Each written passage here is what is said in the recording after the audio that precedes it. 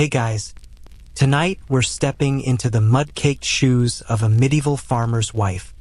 And I can promise you right now your Instagram-worthy morning routine is about to look like absolute luxury. Picture this. It's 4 a.m. in the year 1347. There's no electricity humming in the walls, no coffee maker gurgling to life, and definitely no snooze button to grant you those precious extra minutes. Instead, you're jarred awake by the sound of your rooster if you're lucky enough to own one, or more likely, by your husband's calloused hand shaking your shoulder because the animals are restless and dawn waits for no one. You probably think you're tough because you survived that camping trip where the Wi-Fi was spotty and the bathroom was a questionable porta-potty. Well, congratulations, you just experienced 5-star luxury compared to what awaits you in this medieval farmhouse. So, before you get comfortable, take a moment to like the video and subscribe, but only if you genuinely enjoy what I do here. And hey, drop a comment letting me know where you're listening from and what time it is there. I love seeing our little community spread across different time zones, all settling in for the same cozy journey into the past. Now, dim the lights, maybe turn on a fan for that soft background hum, and let's ease into tonight's journey together. The first thing that hits you isn't the sight of your medieval surroundings, it's the cold. Medieval homes weren't insulated like modern houses, and overnight, that fire in the central hearth has dwindled to barely glowing embers. Your breath forms small clouds in the air as you swing your legs over the side of your straw-stuffed mattress, and immediately you're reminded that medieval floors weren't exactly engineered for comfort. The packed earth beneath your feet is hard and unforgiving, covered with rushes that haven't been changed in weeks because, frankly, you haven't had time. Your first task isn't grabbing a quick shower or checking your phone, those luxuries don't exist. Instead, you're stumbling through near darkness toward the dying fire, because warmth isn't just comfort in medieval times, it's survival. You kneel beside the hearth, your knees protesting against the cold stone, and begin the delicate process of coaxing life back into those embers. This isn't like turning up a thermostat. This is an art form that medieval wives mastered out of necessity. You carefully add kindling thin strips of wood that you prepared yesterday during one of your rare free moments, and blow gently on the coals. Too soft, and nothing happens. Too hard, and you scatter ash everywhere, potentially extinguishing your only heat source. The smoke immediately makes your eyes water, because medieval chimneys were about as efficient as a screen door on a submarine. Most homes didn't even have proper chimneys, just a hole in the roof that let out some of the smoke while letting in rain, snow, and the occasional bird. As the fire slowly catches, casting dancing shadows on the rough wooden walls, you realize you've been awake for exactly 3 minutes and you're already exhausted. But there's no time to contemplate your fatigue because your husband is stirring, which means the day's work is officially beginning.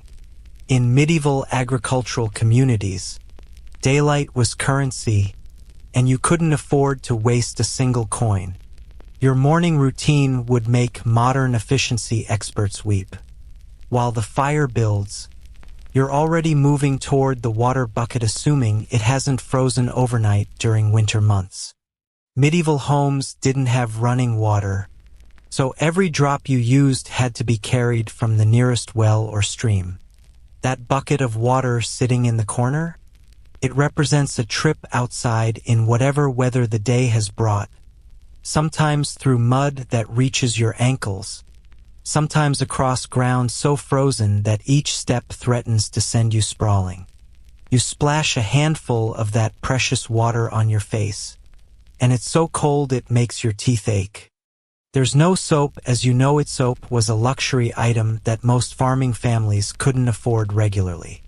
Instead, You might use a mixture of ash and animal fat that your grandmother's grandmother perfected, assuming you have the ingredients and the time to make it. Most days, cold water has to suffice for your morning ablutions. The process of getting dressed in medieval times could teach modern people a thing or two about patience and preparation. First, everything you own, you made yourself or bartered for with your own labor. Your undergarments are linen if you're fortunate, wool if you're practical, and rough hemp if you're poor, and they all feel like medieval torture devices compared to modern cotton. The fabric scratches against your skin with every movement, reminding you that comfort was a luxury few could afford. There are no elastic waistbands or comfortable fits in your wardrobe. Everything is designed for durability, not comfort, because replacing clothes isn't a shopping trip, it's months of spinning, weaving, and sewing by flickering candlelight after your regular work is done. Your undershift, made from whatever fabric you could manage to produce or acquire, serves multiple purposes. It protects your outer clothes from your body, provides a layer of warmth, and theoretically offers some protection from the rough outer garments. Over your rough linen shift goes your woolen dress, dyed in whatever color you could manage with local plants and mordants. Forget fashion trends or personal style. Your dress is brown or gray or muddy green, colors that hide the inevitable stains of farm work and were achievable with local resources. The sleeves are long and tight-fitting, not for style but for practicality, because loose fabric is dangerous around farm equipment, open fires, and the countless sharp objects that populate medieval farm life. Your skirt reaches your ankles, again not just for modesty but because bare legs mean cuts, scrapes, and exposure to the elements that could lead to infection or injury. The weight of the wool is substantial. Your dress probably weighs more than most modern winter coats, and it becomes even heavier when wet, which happens frequently given the nature of your work. Around your waist goes a rope or leather belt, not for fashion but function. This belt holds your eating knife, one of your most precious possessions, and perhaps a small pouch for carrying seeds, herbs, or other small items you might need throughout the day. Medieval women didn't have pockets, so everything had to be tied on, tucked into belts, or carried by hand. Your shoes, if you have them, are leather turned hard as would by wear and weather. They offer minimal cushioning and questionable waterproofing, held together by your own repairs using whatever materials you could scavenge. The soles are thin, meaning you feel every stone, thick, and uneven surface beneath your feet. Many medieval farmers' wives went barefoot during warmer months, not by choice but by necessity, because shoes wore out quickly under the demands of farm work, and replacing them required either significant expense or the considerable skills needed to craft new ones yourself. The process of covering your hair is next, and this isn't just about medieval modesty, it's about practicality. Your hair needs protection from sparks from the fire, debris from farm work, and the elements. You wrap it in a simple linen coif or wimple, depending on what you have available and what your social status demands. This head covering will stay in place all day, becoming increasingly dirty and uncomfortable as the hours pass. By now, you've been awake for perhaps 20 minutes, and you've already faced more challenges than most modern people encounter in a week. Your lower back aches from bending over the fire and struggling with heavy, cumbersome clothing. Your feet are cold despite your efforts to warm them, and your stomach is beginning to remind you that medieval farmers' wives didn't have the luxury of regular, predictable meals. But here's where the historical context becomes fascinating. Medieval agricultural communities operated on a principle that historians call reciprocal obligation. Your role as a farmer's wife wasn't just about supporting your husband's work. You were an integral part of an economic unit that extended far beyond your immediate family. Your labor contributed to the feudal system, supported the local church through tithes and work, and maintained the broader agricultural community in ways that modern marriages rarely mirror. The sound of movement from the animal shelter attached to your house reminds you that your next major task is approaching rapidly. Medieval farms weren't like modern operations where animals lived in separate, purpose-built facilities miles away from the farmhouse. Your livestock, if you were fortunate enough to own any, lived practically next door, sometimes with only a thin wall separating your living space from theirs. This arrangement provided mutual warmth during cold months, but it also meant that animal sounds, smells, and urgent needs were constant, unavoidable parts of your daily experience.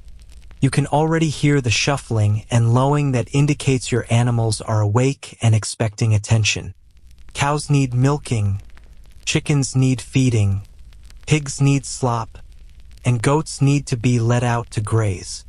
Each of these tasks requires specific skills, tools, and timing that you've had to master through trial and error, because medieval farming knowledge was passed down through practical experience rather than written manuals.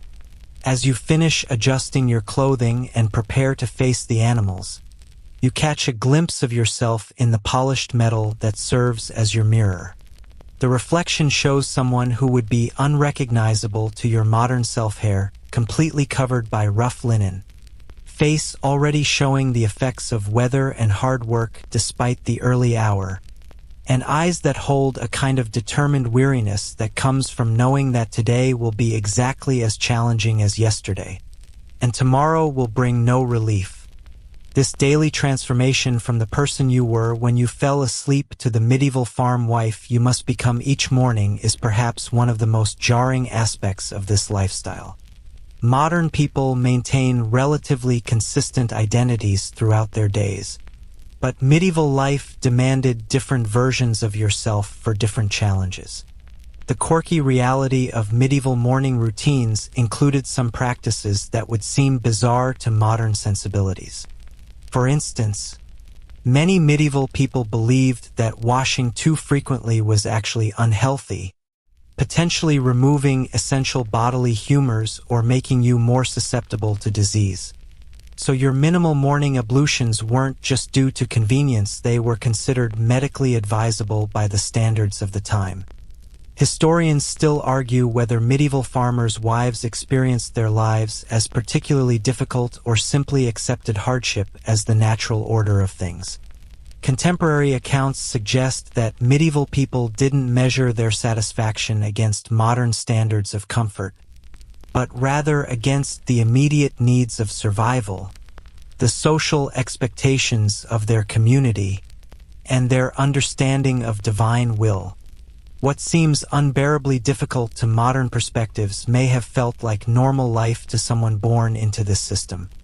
The first rays of sunlight are beginning to filter through the single window in your main room, a luxury that many medieval homes didn't possess.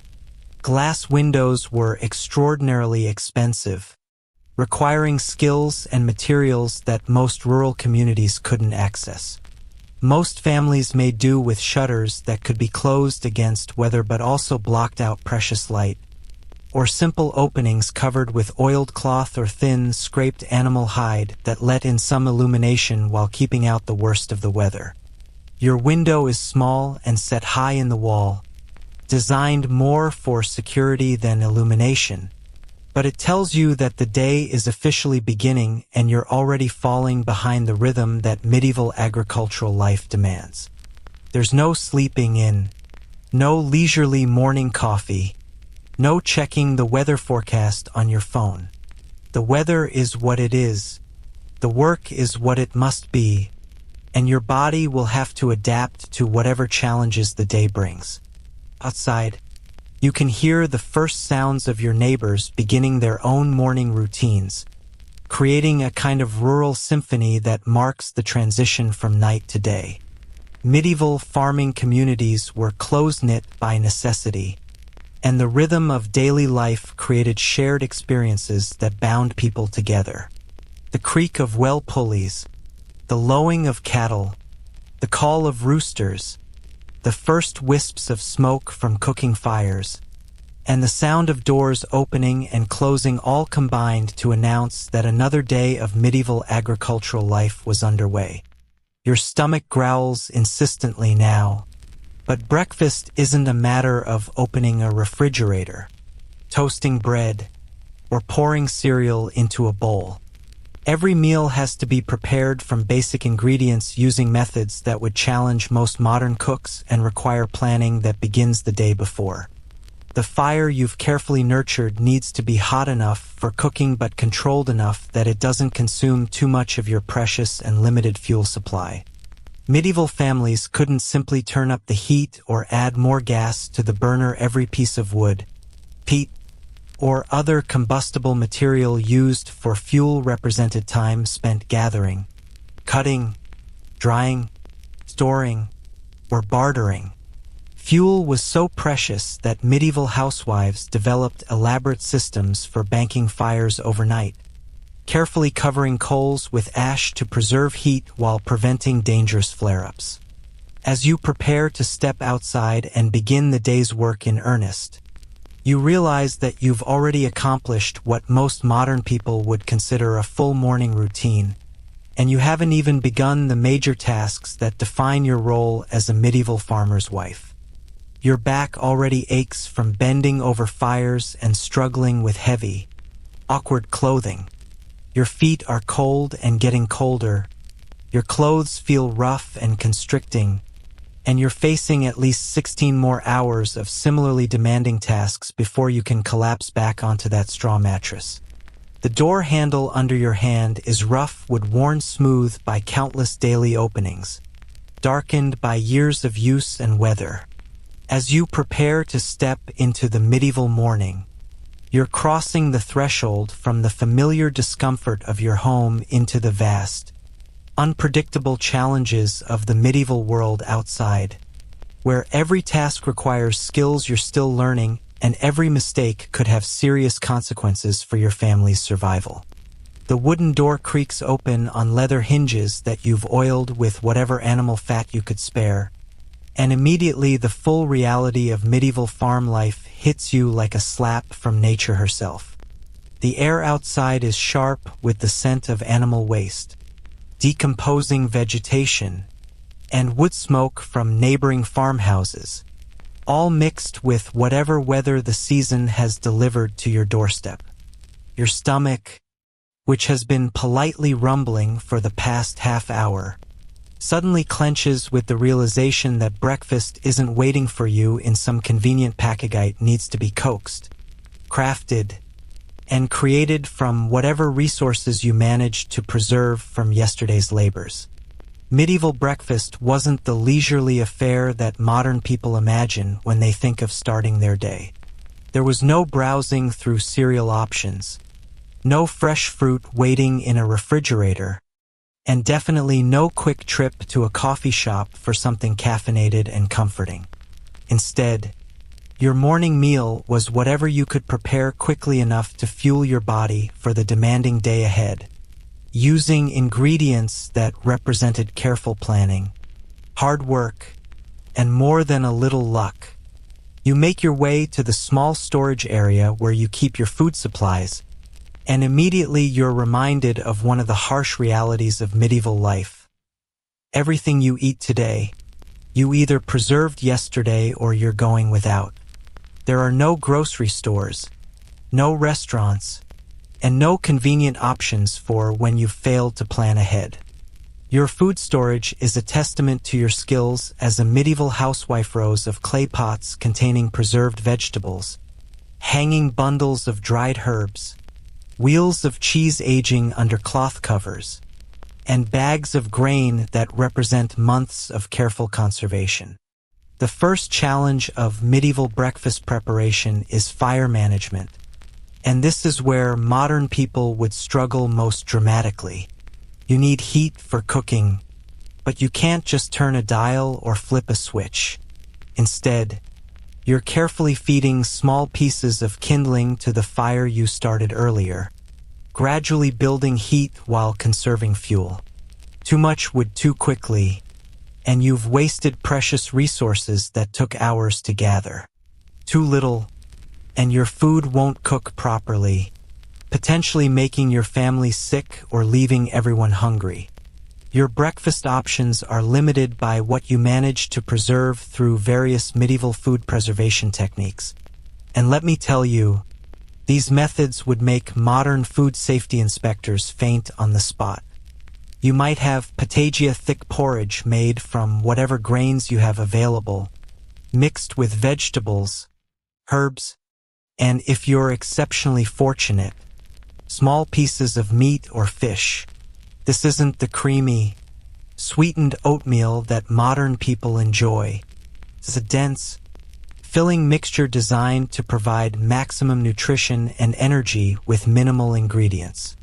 The process of making pottage requires skills that most contemporary cooks have never developed. You start with water-precious water that you carried from the well earlier, assuming the well hasn't gone dry or become contaminated. Medieval people didn't understand bacteria and viruses, but they knew that certain water sources made people sick. So choosing good water was a matter of experience and community knowledge passed down through generations. Into your iron cooking pot goes a handful of grain barley, or rye if you have them, or whatever mixture of grains you've managed to store successfully through the winter months. Medieval grain storage was an art form that determined whether families survived or starved during the months between harvests. Your grains might be slightly moldy, definitely dusty, and possibly home to various insects and small creatures, but medieval people couldn't afford to be picky about food quality the way modern consumers are. As the grain begins to soften in the heated water, you add whatever preserved vegetables you have available. These might include dried peas or beans, salted cabbage, pickled onions, or herbs that you dried during the summer months when they were abundant. Each ingredient represents hours of work planting, tending, harvesting, and preserving that you completed during previous seasons when you weren't sure whether you'd live to see their benefits. The quirky reality of medieval food preservation included some techniques that would horrify modern health inspectors but actually worked quite well given the available technology. Vegetables were often preserved in salt, which drew out moisture and prevented spoilage, but the resulting food was so salty that it had to be soaked and rinsed before use. Meat was smoked, salted, or dried into jerky-like strips that could last for months if stored properly but tasted like leather and required significant chewing. While your pottage slowly cooks and medieval cooking was always slow, because you couldn't control heat precisely, you prepare what passes for bread in your medieval kitchen. This isn't the fluffy, white bread that modern people consider normal. It's dense, dark, and made from whatever flour you've managed to grind from your stored grains.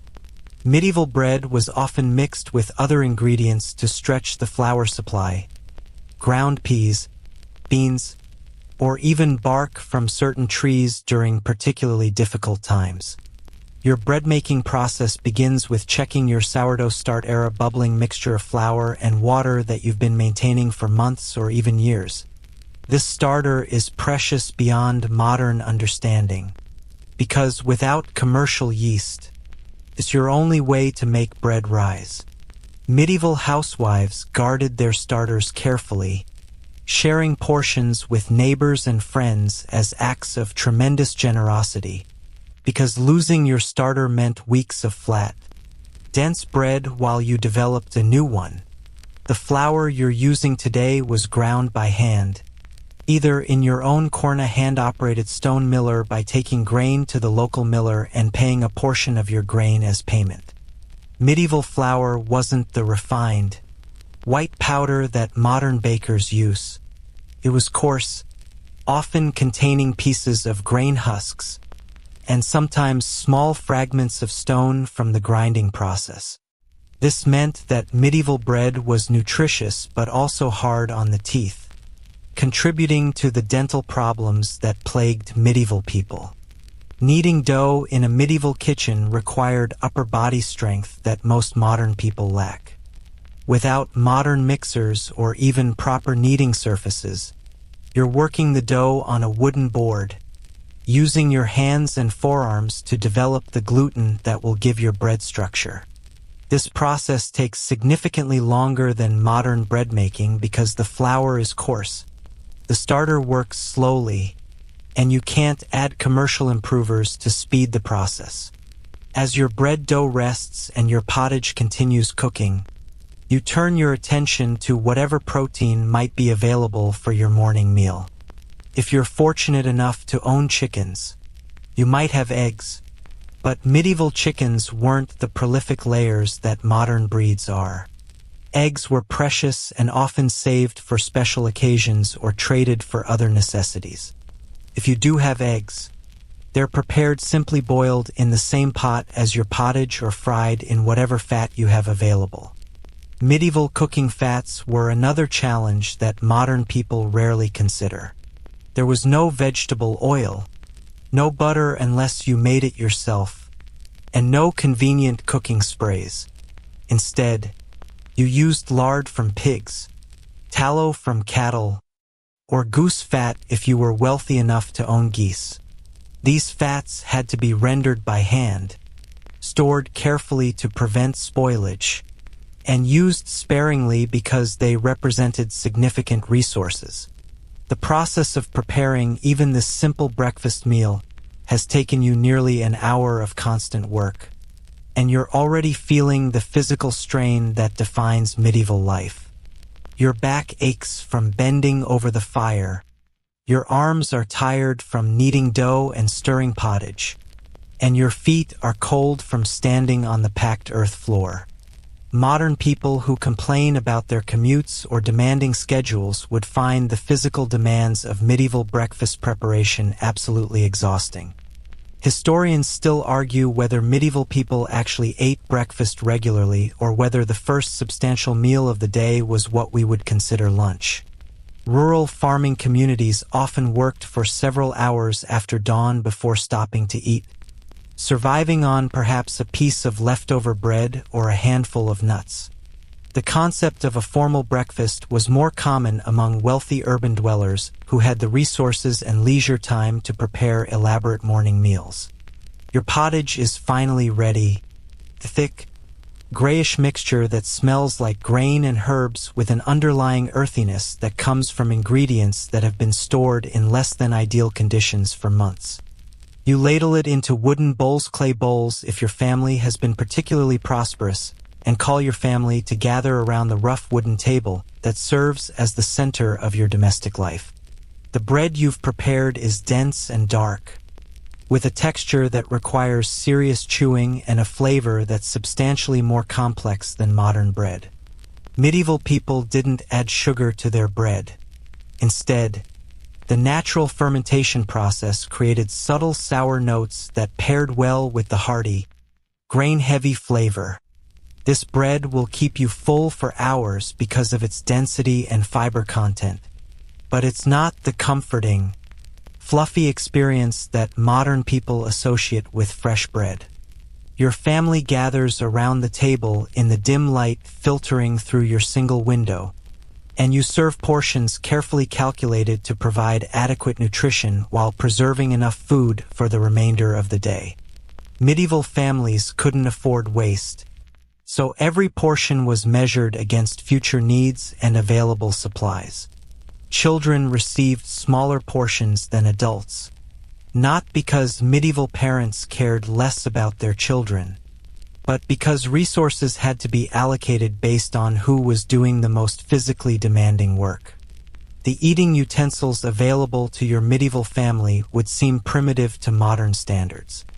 Each person has a wooden spoon and possibly a knife, but forks weren't common in medieval Europe. Instead, people ate with their hands, using bread as a plate and sopping up liquids with pieces of bread that were then consumed. This wasn't considered poor manners. It was simply the available technology for transferring food from bowl to mouth. As you eat your breakfast, you're already planning the next meal and considering what tasks need to be accomplished before the precious morning hours are gone. Medieval life operated on such tight schedules that every moment of daylight had to be used efficiently, and the consequences of poor planning were hunger, cold, or worse. The taste of your medieval breakfast is unlike anything modern people experience, intensely grain-heavy, with strong herbal flavors and a saltiness that comes from preserved ingredients. There's no sugar, no artificial flavoring, and no processing beyond what you could accomplish with your own hands and simple tools. It's filling and nutritious, designed to fuel hard physical labor rather than provide pleasure or comfort. Your medieval breakfast also serves as a reminder of just how much work goes into feeding a family when you can't rely on industrial agriculture, food processing, or global supply chains. Every bite represents planning, physical labor, and careful resource management that extended back through months of previous work. Modern people who grab a granola bar or pour a bowl of cereal are consuming the product of vast industrial systems that medieval people couldn't even imagine. As you finish eating and prepare to clear the wooden bowls, you realize that you've already accomplished what would be a full morning's work by modern standards, and the day's major challenges haven't even begun. Your breakfast preparation has left you with dirty dishes that need washing, a fire that needs maintenance, and food supplies that need to be replenished for tomorrow's meals. The sun is climbing higher now, and the sounds from outside indicate that your neighbors are also finishing their morning meals and preparing for the day's work. You can hear the lowing of cattle waiting to be milked, the clucking of chickens expecting their morning feeding, and the general rustling and movement that indicates the medieval farming day is shifting into full gear. With breakfast finally settled in your stomach, that dense, earthy mixture of grains and preserved vegetables that will have to sustain you for hours of backbreaking work, you step outside into the morning light and face what might be the most crucial challenge of your medieval existence: the garden that stands between your family and starvation. This isn't the charming hobby garden that modern people tend on weekends. This is a desperate, ongoing battle against nature, weather, pests, and time that determines whether you'll eat vegetables this winter or survive on bread and whatever protein you can scrounge. Your medieval garden stretches behind your house in carefully planned rows that represent months of strategic thinking about nutrition, preservation, and survival. Every plant growing here was chosen not for beauty or convenience, but for its ability to keep your family alive through the long, harsh months when fresh food becomes a distant memory. You're looking at cabbages that will be pickled in salt, onions that will be braided and hung in storage, herbs that will be dried and used for both seasoning and medicine, and root vegetables that will spend the winter buried in sand in your cold cellar. The first task of your morning garden routine is checking for the overnight damage that could spell disaster for your family's food security. Medieval gardens were under constant assault from an array of threats that would make modern gardeners weep with frustration. Rabbits, deer, wild boars, and countless insects viewed your carefully tended vegetables as an all-you-can-eat buffet, and without modern pesticides or effective fencing, protecting your crops required constant vigilance and creative problem-solving. You walk the perimeter of your garden, examining the simple fence made from woven branches and sharp stakes that you and your husband constructed during rare moments when other work wasn't pressing. Medieval fencing was more art than science, requiring materials gathered from the surrounding countryside and techniques passed down through generations of farmers who learned through costly trial and error. Your fence shows signs of attempted breaches, holes dug by rabbits, broken stakes where larger animals pushed through, and gaps where the winter weather loosened your careful construction. Repairing these breaches requires tools that you've made yourself or inherited from previous generations. Your hands close around a wooden-handled spade that your grandfather crafted, its blade worn thin from decades of use but still functional for digging and chopping. Medieval tools weren't replaceable consumer goods. They were precious resources that families maintained, repaired, and passed down because acquiring new tools required either significant expense or considerable skill in metalworking and woodcraft. As you begin reinforcing the fence with fresh branches cut from the edge of your property, you're reminded of another harsh reality of medieval life. Everything useful was scarce, and everything scarce required careful management. The branches you're using for fence repair could also be used for kindling, tool handles, or construction projects. So every choice about resource allocation had consequences that rippled through other aspects of your daily survival. The morning inspection of your garden reveals the ongoing challenges that medieval gardeners faced without the benefit of modern agricultural science. Your cabbage plants show signs of insect damage. Small holes in the leaves that indicate caterpillars or other pests are steadily consuming your future food supply. Without chemical pesticides, medieval gardeners relied on techniques that required constant attention. Hand-picking insects, companion planting with herbs that naturally repelled pests, and encouraging beneficial insects by maintaining diverse plantings. You kneel beside your cabbage row and begin the tedious process of examining each plant for signs of pest infestation. This isn't the quick garden check that modern people might do. It's a detailed inspection that requires turning over leaves, checking stems, and looking for the subtle signs that indicate problems before they become disasters. Medieval agricultural knowledge was based on careful observation and hard-won experience, because a single overlooked pest problem could destroy weeks of work and months of food security. Your medieval garden also serves multiple purposes that modern specialty gardens rarely achieve. The same plot provides food, medicine, and materials for household crafts, requiring a level of botanical knowledge that most contemporary people have completely lost.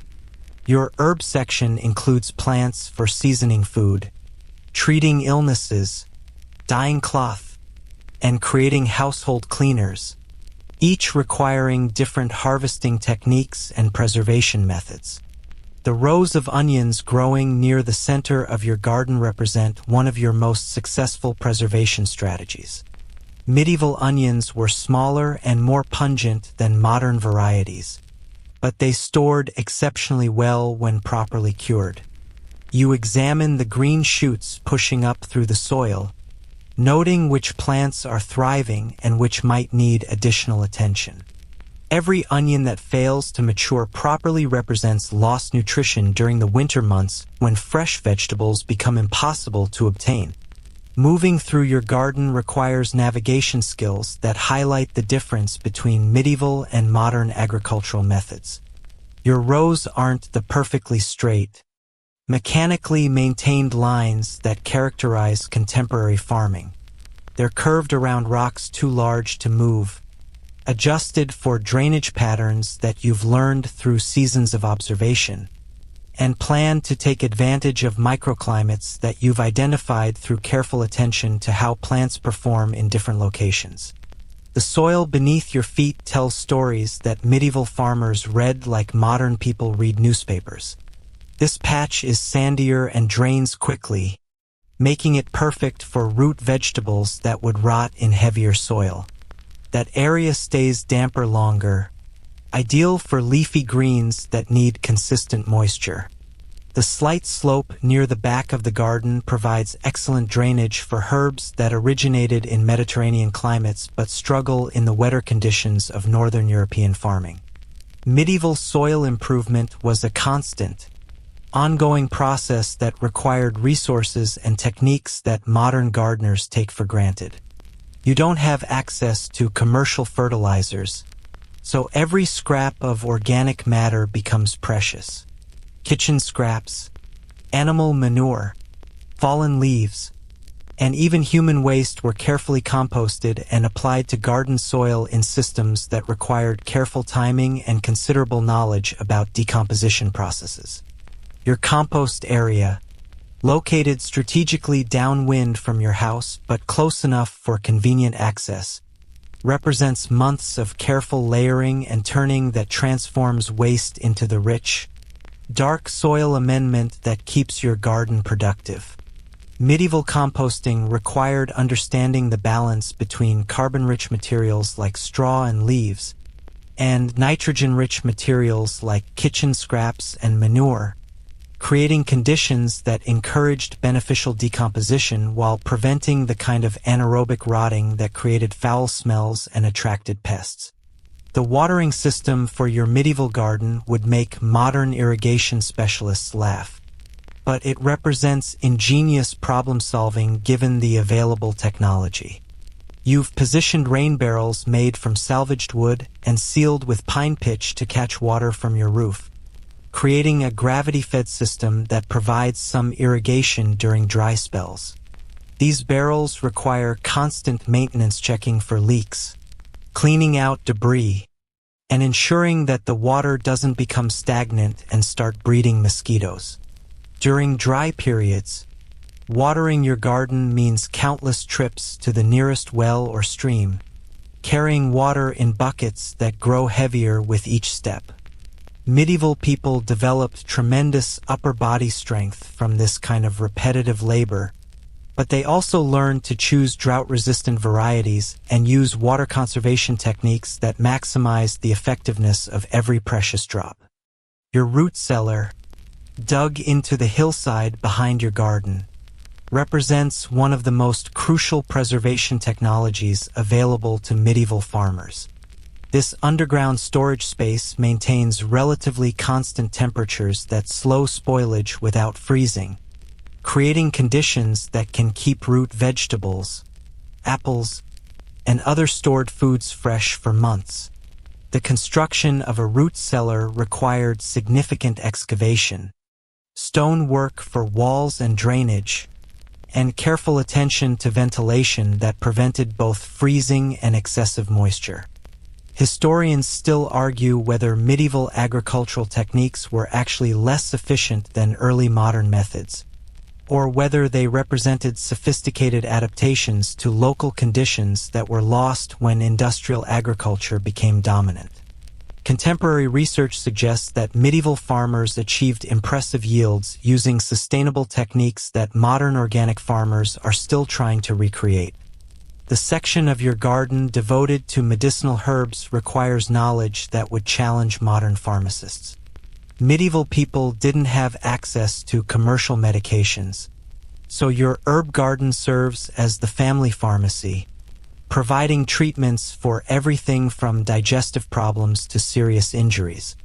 Your chamomile will be dried for tea that helps with sleep and stomach problems. Your comfrey will be made into poultices for wounds and bruises, and your feverfew will be prepared as treatment for headaches and women's reproductive issues. Each medicinal plant in your garden requires specific harvesting techniques that determine the potency of the final medicine. Some herbs need to be picked at dawn when the essential oils are most concentrated. Others must be harvested during specific phases of the moon, and many require immediate processing to preserve their medicinal properties. This knowledge was passed down through generations of women who served as healers and midwives in their communities. The quirky reality of medieval gardening included techniques that would seem bizarre to modern gardeners but were based on careful observation of natural cycles. Medieval people planted according to lunar phases, believing that the moon's influence on water affected plant growth. They practiced companion planting, growing certain plants together because they observed that some combinations produced better yields or fewer pest problems. They saved seeds from their best-performing plants, gradually developing varieties that were perfectly adapted to local growing conditions. Your seed-saving operation requires storage techniques that protect next year's planting material from moisture, insects, and rodents. You carefully dry seeds from this year's best plants, storing them in clay pots sealed with wax or in leather pouches treated with herbs that repel insects. Medieval seed saving wasn't just about preserving genetic material. It was about maintaining the specific varieties that had proven successful in your particular growing conditions. As the morning sun climbs higher and the dew begins to evaporate from your plants, you realize that you've spent nearly 2 hours in your garden and accomplished only the most basic maintenance tasks. The weeding, harvesting, planting, and processing work that keeps this garden productive requires constant attention throughout the growing season. And the preservation work that turns fresh vegetables into winter food storage will consume countless additional hours during the harvest months. Your back already aches from bending over plants. Your hands are stained with soil and plant juices, and your clothes are damp with dew and perspiration. Modern people who think gardening is a relaxing hobby clearly haven't experienced the desperate, exhausting reality of growing food when failure means hunger and success means survival. The sounds from your animal enclosures remind you that your garden work is only one part of the complex system that keeps your medieval farm functioning. You can hear the lowing of cattle that need milking, the clucking of chickens that require feeding, and the general rustling that indicates your livestock are becoming impatient for attention. In medieval farming, every task was connected to every other task, creating a web of responsibilities that required careful scheduling and considerable physical stamina. As you prepare to leave your garden and move on to the next set of challenges, you take one last look at the rows of plants that represent so much hope, work, and anxiety. This garden stands between your family and disaster, but it also connects you to cycles of seasons, weather, and growth that modern life has largely eliminated. You're living in partnership with natural systems that most contemporary people experience only as distant abstractions, and that partnership demands everything you have to give. The short walk from your garden to the animal enclosures might be only 50 feet, but it represents a transition from one type of medieval anxiety to another entirely different set of challenges that could literally kill you if you make the wrong move. Your livestock aren't the docile, predictable creatures that modern people imagine when they think of farm animals. They're semi-wild, temperamental, and potentially dangerous beasts that happen to be essential for your family's survival. Every day you spend tending these animals is a careful negotiation between your need for their milk, eggs, meat, and labor, and their complete indifference to your personal safety or convenience.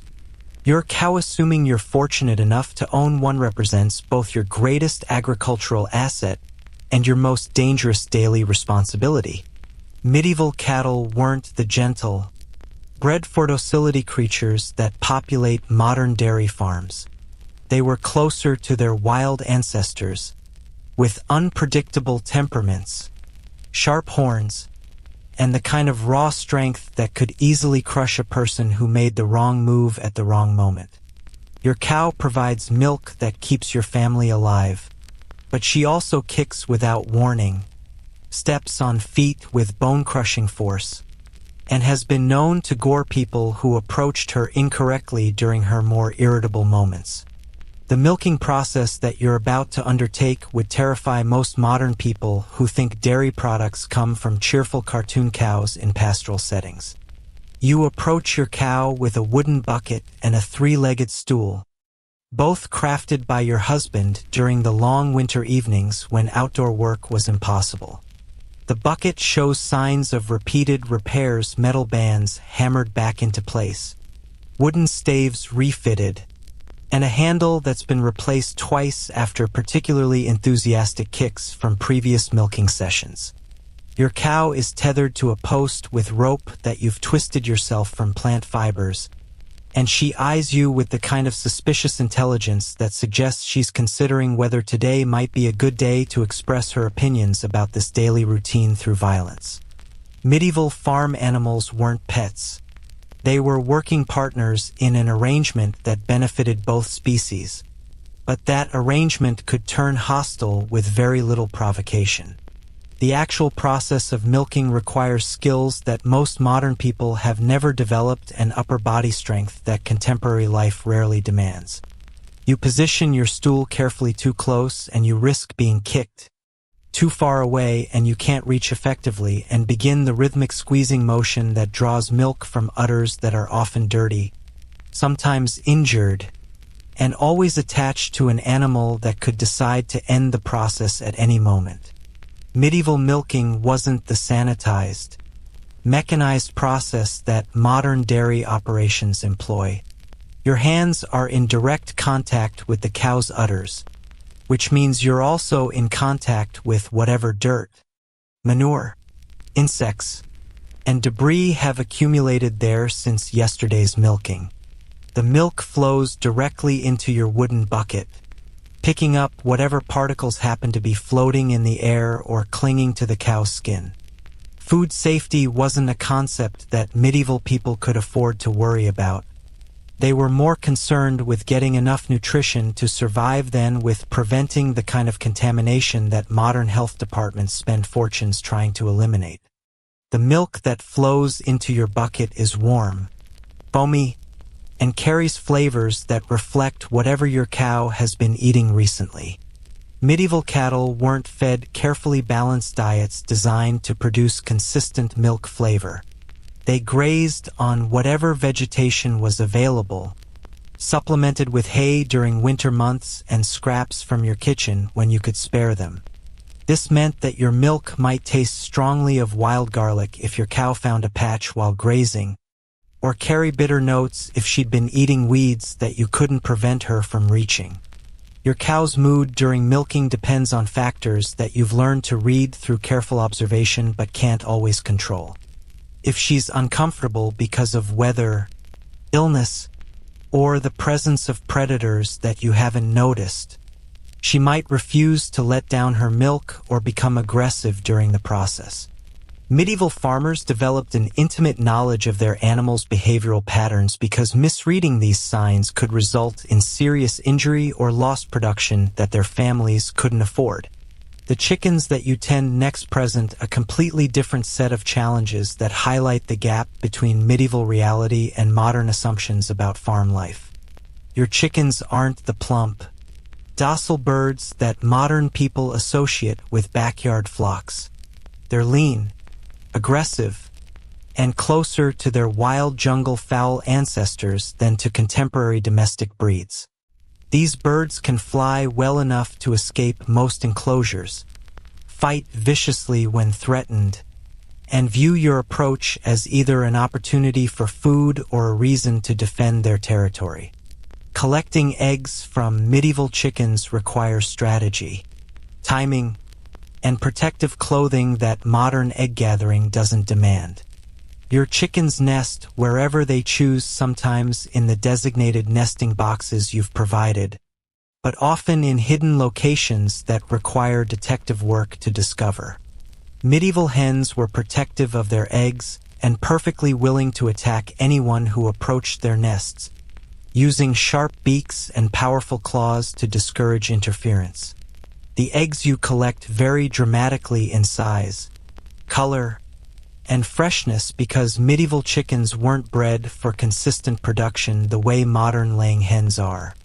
Some of your hens might lay regularly, others might skip days or weeks, and some might stop laying entirely during certain seasons or weather conditions.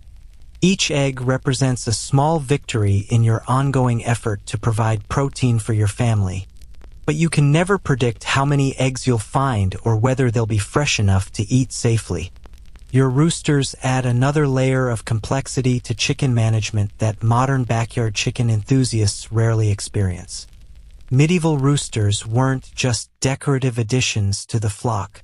They were essential for protecting hens from predators and for producing the next generation of chickens. However, roosters are also territorial, aggressive, and equipped with sharp spurs that they use to establish dominance and defend their flock. A medieval rooster attack could result in serious injuries that would be difficult to treat with available medical knowledge. The pigs that occupy another section of your farmyard represent perhaps the most complex relationship between medieval farmers and their livestock. Pigs are intelligent, strong, and capable of causing serious damage to property, people, and other animals if not managed carefully.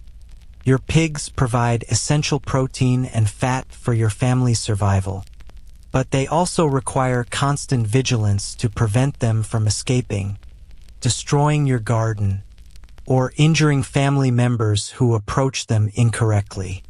Medieval pig management required understanding animal psychology in ways that modern people rarely need to develop. Pigs are smart enough to solve problems, strong enough to break through inadequate fencing, and aggressive enough to challenge humans who they perceive as threats to their food or territory. Your pig enclosure needs to be strong enough to contain animals that can push through barriers, dig under fences, and work together to escape confinement. Feeding your pigs involves a careful balance between providing adequate nutrition and avoiding waste that your family can't afford. Pigs will eat almost anything, but medieval farmers had to be strategic about what they fed their livestock because every scrap of food could also be used to feed humans. Your pigs get kitchen scraps, damaged vegetables from your garden, and foraged materials that you gather specifically for them. But you must carefully calculate these inputs against the eventual return in meat and fat. The quirky reality of medieval pig raising included practices that would horrify modern animal welfare advocates but made perfect sense given the available resources and knowledge. Medieval pigs often lived in conditions that were barely controlled, foraging in forests during certain seasons and returning to farmyards when food became scarce. This semi-wild lifestyle produced lean, tough meat that required different cooking techniques than modern pork, but it also meant that pigs could survive on resources that didn't compete directly with human food needs. Your goats, if you're fortunate enough to own any, provide milk, meat, and fiber while presenting their own unique management challenges. Medieval goats were even more independent and aggressive than modern breeds, capable of climbing seemingly impossible obstacles and escaping from enclosures that would contain other livestock. Goats are browsers rather than grazers, which means they prefer to eat leaves, bark, and shrubs rather than grass, making them useful for clearing land but also capable of destroying valuable trees and crops if not carefully controlled.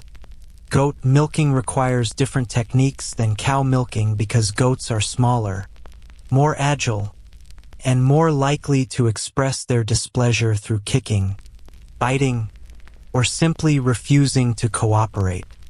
Medieval goat milk was often stronger flavored than cow milk, and goat cheese was a crucial protein source for families who couldn't afford to maintain larger livestock. Historians still argue whether medieval farmers actually achieved better animal welfare outcomes than early industrial agriculture, or whether the apparent freedom of medieval livestock masked high mortality rates and poor nutrition.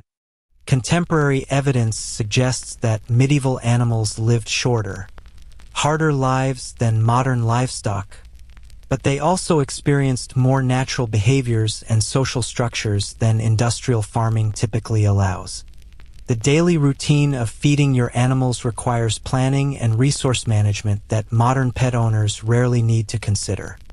Every handful of grain you give to your chickens represents food that could potentially feed your family. So medieval farmers had to carefully balance animal nutrition against human needs. During times of scarcity, this meant that livestock received minimal feeding and families had to choose between maintaining animals for future production or consuming them immediately for survival. Water for your animals presents another logistical challenge that modern farmers solve with automatic systems, but medieval farmers managed through labor-intensive daily routines. Every drop of water your animals consume has to be carried from wells, streams, or collected rainwater, and during winter months, ice has to be broken and water has to be warmed to prevent it from freezing before animals can drink it. The health care available for medieval livestock was limited to folk remedies, herbal treatments, and the kind of practical veterinary knowledge that farmers developed through experience and community sharing. When animals became sick or injured, medieval farmers had to decide whether to attempt treatment using available resources or to slaughter the animal immediately to salvage whatever meat and materials they could before total loss occurred. Your animals require constant vigilance against predators that viewed your livestock as convenient meals. Wolves, wildcats, foxes, and other predators were common in medieval Europe, and protecting your animals meant maintaining secure enclosures, establishing warning systems, and being prepared to defend your livestock with whatever weapons you could manage. Losing animals to predators wasn't just an economic setback. It could mean the difference between survival and starvation for your family. As you finish the morning routine with your livestock, you realize that you've spent another 2 hours managing animals that could injure or kill you, but without which your family would face certain starvation. Your hands are covered with milk, manure, and animal hair. Your clothes are stained and torn from navigating around sharp horns and claws, and your body aches from the physical demands of lifting, carrying, and wrestling with creatures that outweigh you and care nothing for your convenience or safety. The sun is climbing toward midday now, and the sounds from your neighbors' farms indicate that the morning's animal chores are winding down and the day's other challenges are about to begin. You can hear the distant sound of someone chopping wood, the creak of a well pulley, and the general bustle that indicates the medieval farming day is shifting into its next phase of demands and difficulties. The sun has climbed to its midday position, and your stomach reminds you with increasingly urgent growls that the thin gruel you consumed at dawn has long since been burned away by hours of physical labor that would challenge modern athletes. But preparing the midday meal in your medieval kitchen isn't a matter of reheating leftovers or grabbing something quick from the refrigerator. It's an elaborate production that requires fire management, food preparation, and cooking techniques that would leave contemporary chefs weeping with frustration and admiration in equal measure. Your medieval kitchen exists in a constant state of organized chaos that would horrify modern health inspectors but represents the pinnacle of efficiency given the available technology. The central hearth dominates the space, its stone construction blackened by years of constant use and radiating heat that makes the entire room uncomfortably warm even on cool days. Hanging from iron hooks above the fire are pots of various sizes, each showing the wear patterns of countless meals and repairs that kept them functional long past their expected lifespan.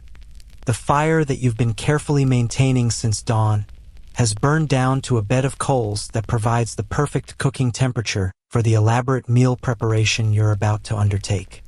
Medieval cooking wasn't about convenience or speed. It was about transforming basic ingredients into nutritious, filling meals using techniques that maximized flavor while conserving precious resources.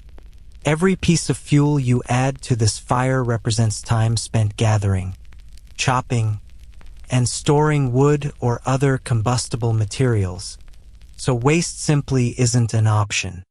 Your cooking implements would seem primitive to modern cooks accustomed to precise temperature controls and specialized equipment, but they represent generations of technological development and practical wisdom. Your iron pots are heavy enough to retain heat evenly but light enough that you can lift them when full. Your wooden spoons are carved from hardwood that won't impart flavors to food and won't burn when left in hot preparations. Your knives are hand-forged by the local blacksmith, sharpened regularly on stones that you maintain yourself, and treated with the kind of care that modern people reserve for precious jewelry. The ingredients available for your midday meal depend entirely on what you've managed to preserve, grow, hunt, or trade for during previous months of careful planning and hard work. There are no grocery stores where you can buy whatever ingredients a recipe demands. Instead, you must create meals from whatever resources you've accumulated through your own labor and the seasonal availability of local food sources. Your protein options are limited but require considerable preparation that modern convenience foods have eliminated from contemporary cooking. If you're preparing meat, it's likely preserved through smoking, salting, or drying processes that concentrated flavors but also made the meat tough and salty beyond modern tastes. Preparing preserved meat for cooking requires soaking to remove excess salt, chopping with knives that require constant sharpening, and cooking methods that break down tough fibers without overcooking the valuable protein. The process of preparing salt pork for your midday meal begins with examining the pieces you've stored in wooden barrels packed with coarse salt. Medieval preservation methods were effective but crude, and your salt pork might show signs of surface mold that needs to be carefully scraped away. Or it might have developed the kind of concentrated saltiness that requires extensive soaking before it becomes palatable. You slice off portions using your sharpest knife, then place them in cold water to begin drawing out the excess salt that preserved them through months of storage. While your meat soaks, you turn your attention to the vegetables that will bulk out your meal and provide essential nutrition for your family's continued survival. Your root vegetables, carrots, turnips, parsnips, and onions have been stored in your cold cellar since the harvest, and they show the effects of months in storage. Some are beginning to sprout.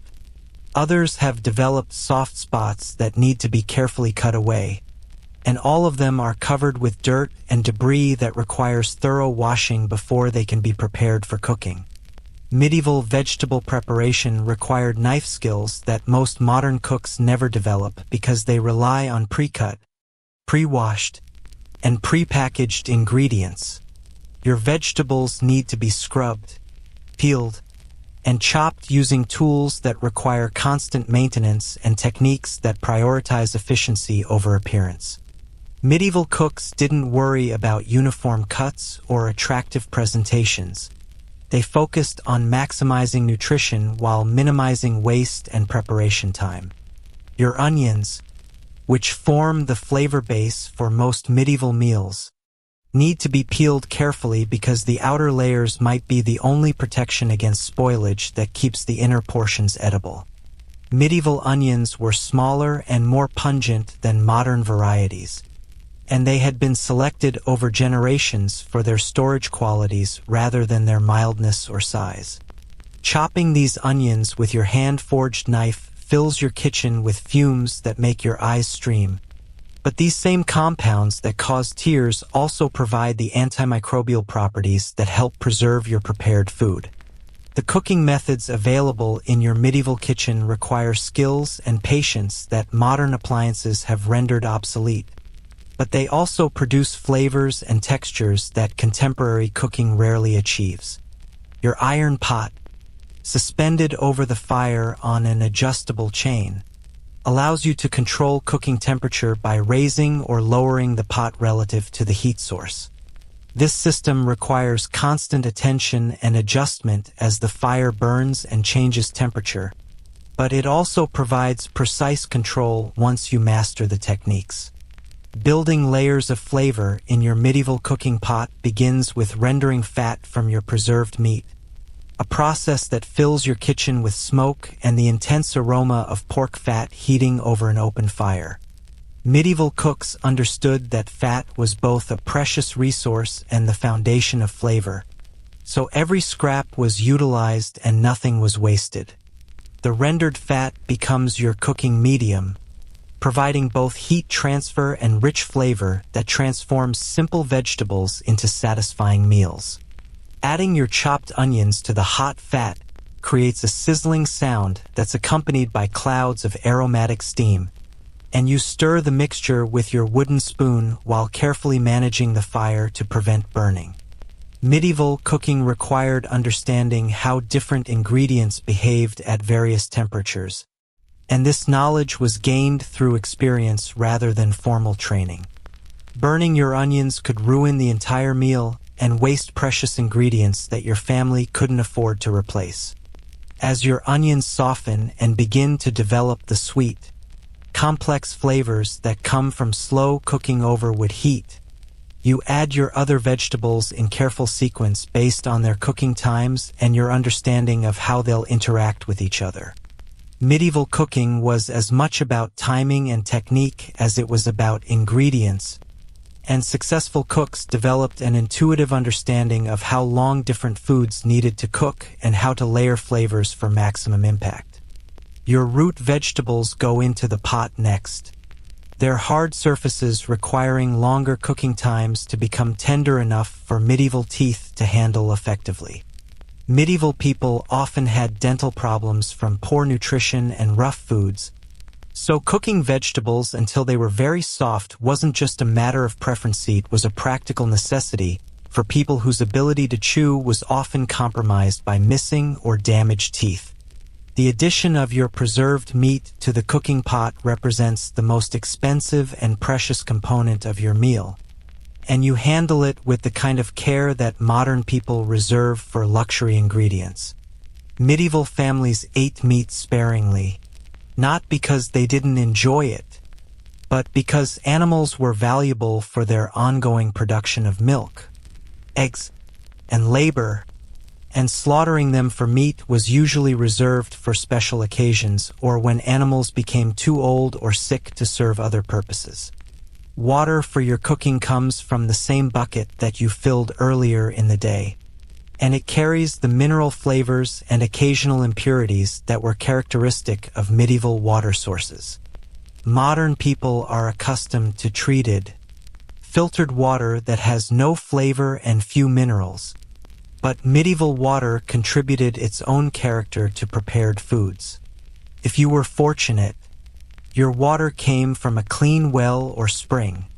If you were less fortunate, it came from streams or ponds that also served as water sources for animals and neighbors upstream. As your meal slowly cooks over the carefully managed fire, you prepare the bread that will accompany your main dish and provide essential carbohydrates for your family's energy needs. Medieval bread preparation was a multi-day process that began with maintaining your sourdough starter, continued with grinding flour, and culminated with baking techniques that required understanding your oven's heating patterns and timing your bread to coincide with other cooking activities. Your medieval oven is built into the wall beside your main hearth, constructed from stones that retain heat and clay that provides insulation. Heating this oven requires building a fire inside the baking chamber, allowing the stones to absorb heat, then removing the coals and ashes before introducing your bread dough. The timing of this process must coordinate with your other cooking activities, because you can't waste the heat that represents significant fuel consumption. The quirky reality of medieval bread baking included techniques that modern bakers would find impossible to replicate with contemporary ovens. Medieval bakers learned to judge oven temperature by holding their hands inside the baking chamber and counting how long they could tolerate the heat, or by throwing flour into the oven and watching how quickly it browned. These methods required experience and skill that took years to develop, but they produced bread with textures and flavors that modern commercial baking rarely achieves. Your bread dough, which has been rising since early morning, shows the characteristic sour aroma and slightly sticky texture that indicates your wild yeast starter is working effectively. Medieval bread made with wild yeast required longer rising times than modern bread made with commercial yeast, but it also developed more complex flavors and better digestibility that sustained people through demanding physical labor. Shaping your bread for baking requires techniques that balance efficiency with the practical limitations of your oven space and heating cycle. Medieval bread was often formed into round loaves that maximized surface area while minimizing baking time, or into longer shapes that could be sliced easily for family meals. Your bread doesn't need to look perfect by modern standards. It needs to bake evenly, provide adequate nutrition, and use your oven heat efficiently. As your bread bakes and your main dish continues cooking, you prepare the simple ale or watered wine that will accompany your meal and provide safer drinking options than potentially contaminated water. Medieval beverages were often mildly alcoholic, not because medieval people were constantly drunk, but because the brewing process killed harmful bacteria and created drinks that were safer than water from questionable sources. Your ale is made from grains that you malted yourself, using techniques that converted starches into fermentable sugars through controlled sprouting and drying processes. Medieval brewing was typically done by women as part of household management, and it required understanding fermentation processes that weren't explained by modern microbiology, but were mastered through careful observation and community knowledge sharing. Historians still argue whether medieval diets were actually more nutritious than early modern diets, or whether the apparent health of medieval people reflected different lifestyle demands rather than superior nutrition. Contemporary research suggests that medieval people who had adequate food consumed more varied diets with better mineral content than many modern people, but they also faced periodic famines and seasonal shortages that compromised their long-term health. The smells filling your kitchen as your meal nears completion would be instantly recognizable to medieval people but completely foreign to modern sensibilities. There's the rich, smoky aroma of meat cooked over wood fires, the earthy scent of root vegetables slowly breaking down in hot fat, the yeasty fragrance of bread baking in a stone oven, and the underlying notes of herbs and preserved foods that characterized medieval cooking. Your timing for this meal preparation has to coordinate with your family's work schedules and the practical limitations of your cooking equipment. Medieval families couldn't simply decide to eat whenever they felt hungry. Meals had to be planned around daylight hours, fire management, and the demands of agricultural work that couldn't be interrupted for extended periods. As you prepare to serve your family's midday meal, you realize that you've spent nearly 3 hours creating food that will be consumed in minutes, using techniques that required years to master and ingredients that represented months of planning and preservation work. This single meal embodies the entire cycle of medieval agricultural life, from planning and planting through harvesting, preserving, and finally transforming basic ingredients into the sustenance that keeps your family alive for another day. As the afternoon sun begins its slow descent toward evening, your hands are finally free from the endless demands of cooking, but your respite lasts exactly as long as it takes to clear the wooden bowls from your family's midday meal. Now you face what might be the most relentless aspect of medieval life: the textile work that never ends, never pauses, and never allows you a moment's rest, because every piece of clothing your family owns depends on your ability to transform raw materials into wearable fabric through processes that would drive modern people to complete mental breakdown.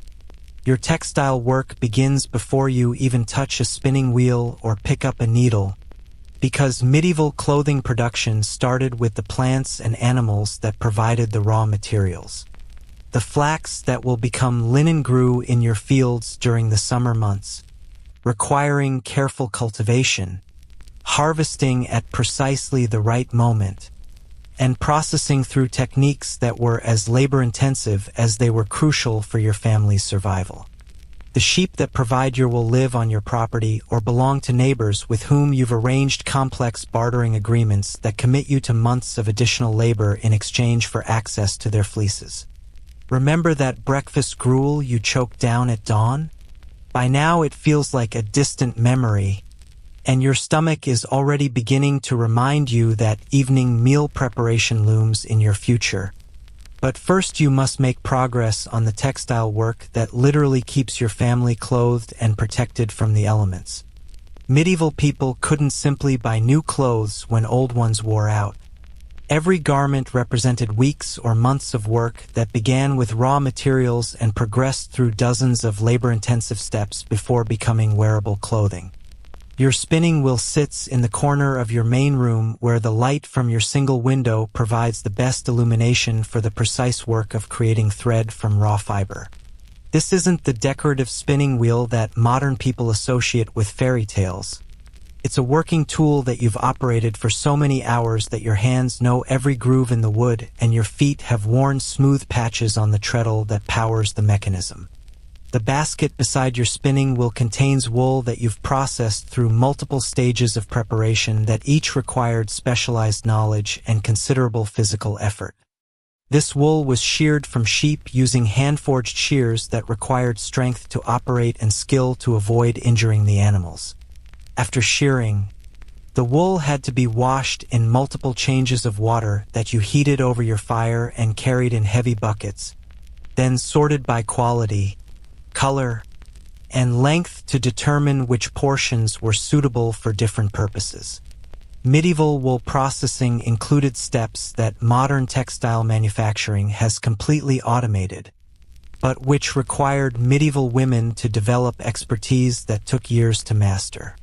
Your wool has been carded using hand tools that align the fibers and remove debris, creating the fluffy, consistent material that can be spun into thread. The carding process required understanding how different wools behaved, how much pressure to apply, and how to achieve the fiber preparation that would produce strong, even thread. Sitting down at your spinning wheel after hours of standing over cooking fires and bending over garden plants provides a moment of physical relief. But the work you're about to undertake demands a different kind of concentration and skill that proves equally exhausting in its own way. Spinning thread from wool requires coordinating your hands and feet in precise timing while maintaining consistent tension and speed that determines the quality of your finished product. The technique of medieval spinning involved drawing out fibers from your prepared wool while simultaneously twisting them into thread and winding the finished product onto a bobbin that accumulated the thread for later use. This process required muscle memory that came only from thousands of hours of practice, because any interruption in rhythm or consistency produced weak spots in the thread that would later break during weaving or wear. Your spinning wheel creates a rhythmic sound that becomes the soundtrack for hours of repetitive motion, and medieval women often worked in groups to make this tedious process more social and efficient. Today, however, you're working alone while keeping one ear tuned to the sounds from outside that might indicate problems with your animals, threats from weather, or the approach of neighbors who might need assistance or offer opportunities for trade. The thread you're creating will eventually become fabric for your family's clothing. But the path from spun thread to finished garments requires additional steps that each demand specialized equipment and years of accumulated expertise. Your spun thread must be woven into cloth using a loom that occupies a significant portion of your living space and represents one of your most valuable possessions after your cooking equipment and agricultural tools. Medieval looms weren't the compact, efficient machines that modern weavers use for hobby projects. They were substantial constructions of wood and metal that required considerable space, careful maintenance, and operating techniques that challenged even experienced weavers. Your loom has been adjusted and readjusted countless times to accommodate different types of thread and various fabric widths, and it shows the wear patterns of years of constant use. Setting up your loom for a new piece of fabric requires planning and preparation that modern people would find almost impossibly complex.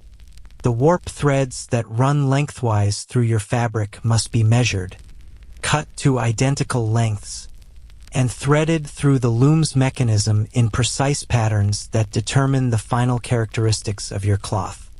This setup process can take an entire day for complex fabrics, and mistakes made during setup will affect every yard of cloth you produce. The actual weaving process requires physical coordination and sustained attention that makes spinning thread seem relaxing by comparison. You must operate foot pedals that control which warp threads are raised or lowered while simultaneously passing the weft thread across the loom and beating each row into place with enough force to create tight, durable fabric. This process requires understanding tension, rhythm, and the subtle variations that create different fabric textures. Medieval weaving produced fabrics that were heavier, denser, and more durable than most modern textiles, but they were also rougher and less comfortable than contemporary people expect from their clothing. Your fabrics were designed to provide protection from weather and wear rather than comfort or appearance, and they reflected the reality that medieval people owned few clothes and needed them to last for years of hard use. The dyeing process that gives color to your finished fabric requires knowledge of chemistry and botany that rivals modern textile scientists. Even though medieval people didn't understand the scientific principles behind their techniques. Your dyes come from plants, insects, and minerals that you've gathered, processed, and prepared using methods passed down through generations of women who learned through trial and error which materials produced lasting colors. Creating fast colors that won't fade or run requires more dense chemical compounds that help dyes bond permanently with fabric fibers. Medieval mordants included substances like alum, iron, and cream of tartar that had to be obtained through trade or prepared through processes that were as complex as they were essential. The mordanting process involved multiple steps of soaking, heating, and treating fabric that could take days to complete properly. Your dyeing setup requires equipment and workspace that compete with your other domestic activities for space and resources. The large pots needed for dyeing compete with your cooking equipment. The water required for dyeing processes reduces the supply available for other needs, and the fuel needed to heat dye baths represents a significant investment of your precious wood or peat supplies. The quirky reality of medieval dyeing included techniques that would horrify modern environmentalists but produced colors that modern synthetic dyes struggle to match. Medieval dyers used human urine as a mordant because its ammonia content helped set certain colors, and they aged this urine for weeks to develop the chemical properties that made it effective. The intense colors that characterized wealthy medieval clothing often came from processes that involved fermented materials, crushed insects, and chemical reactions that filled workshops with noxious fumes. Medieval color preferences were determined by what dyes were available locally and what colors indicated social status within the community. Red dyes were particularly precious because they often came from insects or rare plants that had to be imported, making red clothing a sign of wealth and status. Blue dyes from woad plants were more accessible to common people, but they required processing techniques that took weeks to complete and filled entire neighborhoods with the smell of fermentation. The sewing that transforms your finished, dyed fabric into actual garments requires different skills and tools than the spinning, weaving, and dyeing that preceded it. Medieval sewing was done entirely by hand using needles that were precious enough to be listed in wills and inherited by daughters as valuable possessions. Your needles are made from bone, wood, or if you're fortunate, metal that was hand-forged by craftsmen whose skills were essential to every household. Thread for sewing comes from the same spinning processes that produce weaving thread, but it requires different preparation that makes it strong enough to withstand the stress of construction while remaining fine enough to pass through fabric without creating large holes. Medieval sewing thread was often made from linen rather than wool because linen was stronger and less likely to break during the complex construction processes required for medieval garments. Medieval clothing construction followed patterns that had been developed over generations to maximize fabric use, while creating garments that could withstand the physical demands of medieval life. Every scrap of fabric was precious, so medieval seamstresses learned to cut patterns that minimized waste while creating clothes that allowed for the full range of motion required for agricultural work. The fitting and adjustment processes for medieval clothing were far more forgiving than modern tailoring because medieval clothes were designed to accommodate the reality that people's bodies changed with seasons, pregnancy, and the physical demands of their work. Medieval garments were often adjustable through lacing, pinning, or tying that allowed them to fit different body sizes and shapes throughout their useful lifetime. Historians still argue whether medieval textile production was actually more efficient than early modern manufacturing, or whether the apparent quality of medieval textiles reflected the survival bias of only the best examples lasting until contemporary times. Recent research suggests that medieval textile workers achieved impressive productivity using hand methods, but they also worked longer hours under more demanding conditions than later industrial workers. Your mending and repair work represents an ongoing battle against the reality that medieval clothing had to last for years while being subjected to conditions that would destroy modern garments in weeks. Medieval mending wasn't just about patching holes. It involved reinforcing weak areas, replacing worn sections with new fabric, and continuously adapting garments to changing needs and body sizes. The tools required for textile work compete with your other activities for storage space and resources that your medieval household can barely accommodate. Your spinning wheel, loom, sewing supplies, and dyeing equipment represent a significant investment that most medieval families accumulated gradually over years or inherited from previous generations who had spent lifetimes building their textile production capabilities. As the afternoon light begins to fade and your eyes strain to continue the precise work that textile production demands, you realize that you've spent another 4 hours on work that most modern people never even consider. Your hands are stained with dyes and roughened by wool. Your back aches from hours spent hunched over detailed work. And you've made progress on textile projects that will require weeks more work before they become useful clothing for your family. The sun is sinking lower now, and the sounds from outside remind you that the day's other work is far from finished. You can hear animals that need evening feeding, the distant sound of neighbors completing their own daily tasks, and the general shift in activity that indicates the medieval farming day is moving toward its final, demanding phase. The lengthening shadows outside your window serve as a brutal reminder that daylight, your most precious and irreplaceable resource, is slipping away with terrifying speed. And the evening chores that stand between your family and another night of survival are piling up like storm clouds on the horizon. This isn't the gentle transition from day to evening that modern people experience with electric lights to extend their productive hours. This is a desperate race against the approaching darkness that will render most work impossible and leave your family vulnerable to cold, hunger, and the countless dangers that medieval nights brought with them. Your first evening priority is ensuring that your animals are secured, fed, and protected for the night ahead, because losing livestock to predators, weather, or simple negligence could spell disaster for your family's long-term survival.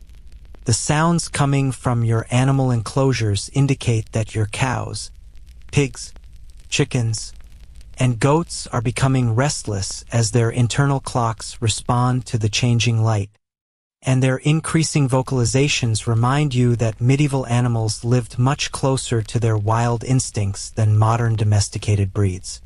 The evening milking of your cow requires all the same skills and dangers as the morning session. But now you're working with tired hands, an aching back, and the additional pressure of fading light that makes every movement more difficult and potentially more dangerous.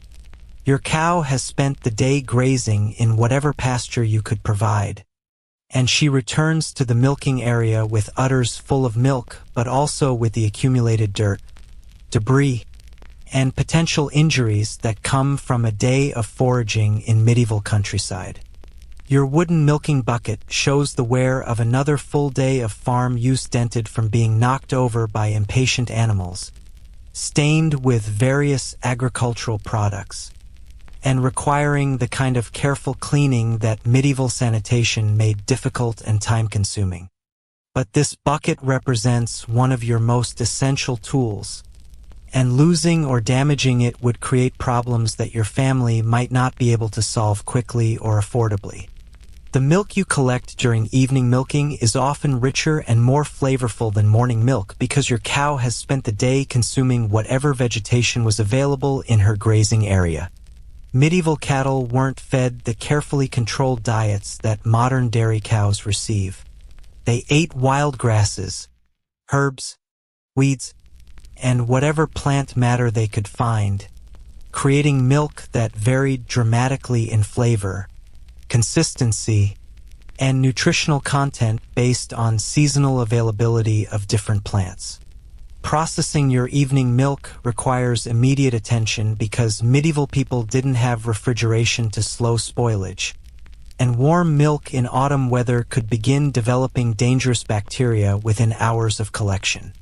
Some of your milk will be consumed immediately by your family, but the rest must be processed into cheese, butter, or other preserved forms that can last through the night and potentially longer if your preservation techniques are successful. Your cheese-making process begins with heating a portion of the milk over your carefully maintained fire, adding rennet that you've prepared from the stomach lining of young calves, and monitoring the subtle changes in texture and temperature that indicate successful curd formation.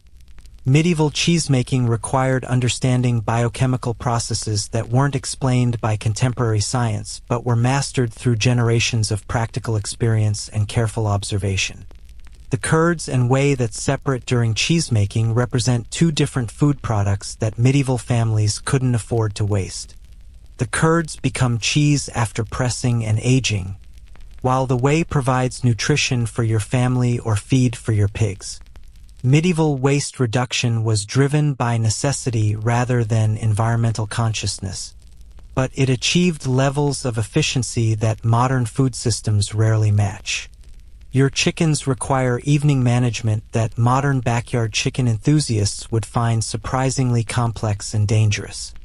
Medieval chickens were closer to their wild ancestors and retained strong instincts for roosting in trees, hiding from predators, and defending their territory that made them challenging to manage as the day ended. Gathering your chickens into secure housing for the night required understanding their behavioral patterns and having strategies for dealing with birds that preferred to remain outside despite the dangers.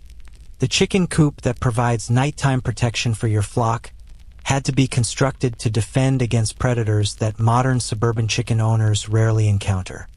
Medieval countryside was home to wolves, foxes, wildcats, and other carnivores that viewed domestic fowl as convenient meals, and your coop design had to balance providing adequate ventilation with creating barriers that could resist determined predators with sharp claws and strong jaws.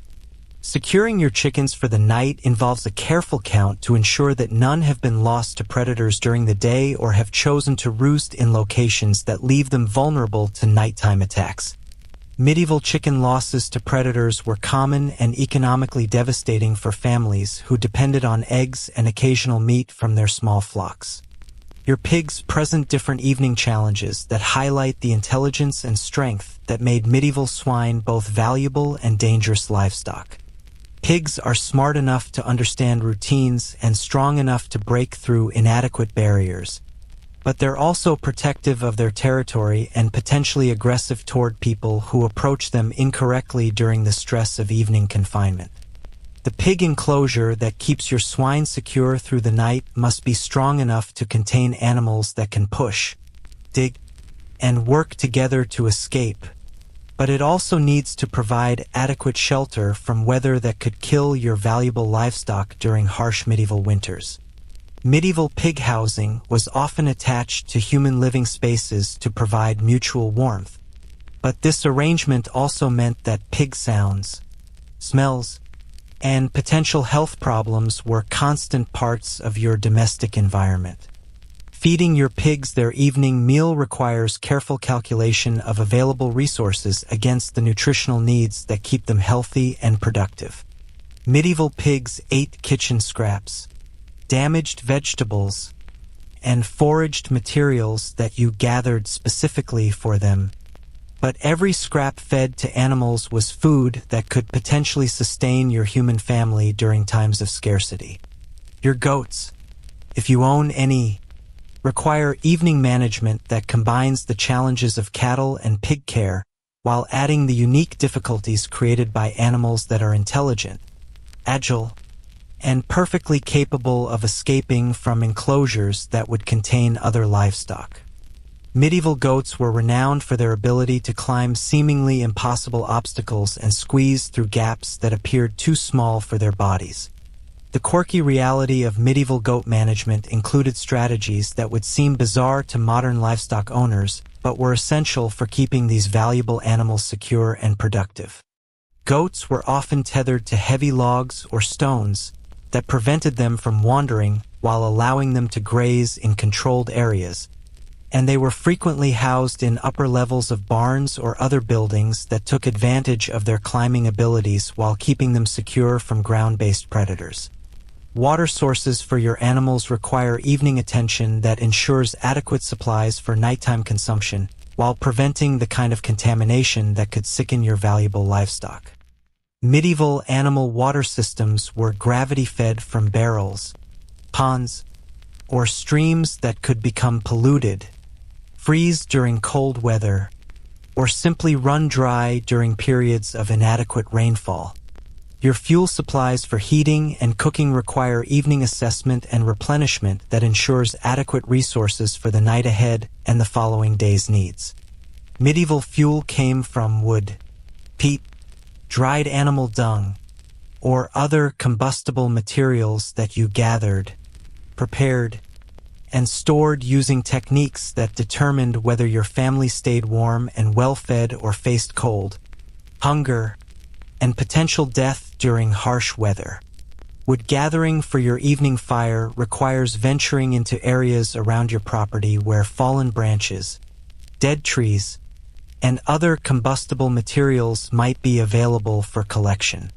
Medieval fuel gathering was regulated by local customs and laws that determined who could collect what materials from which areas, and violating these rules could result in fines, punishment, or conflict with neighbors who depended on the same limited resources.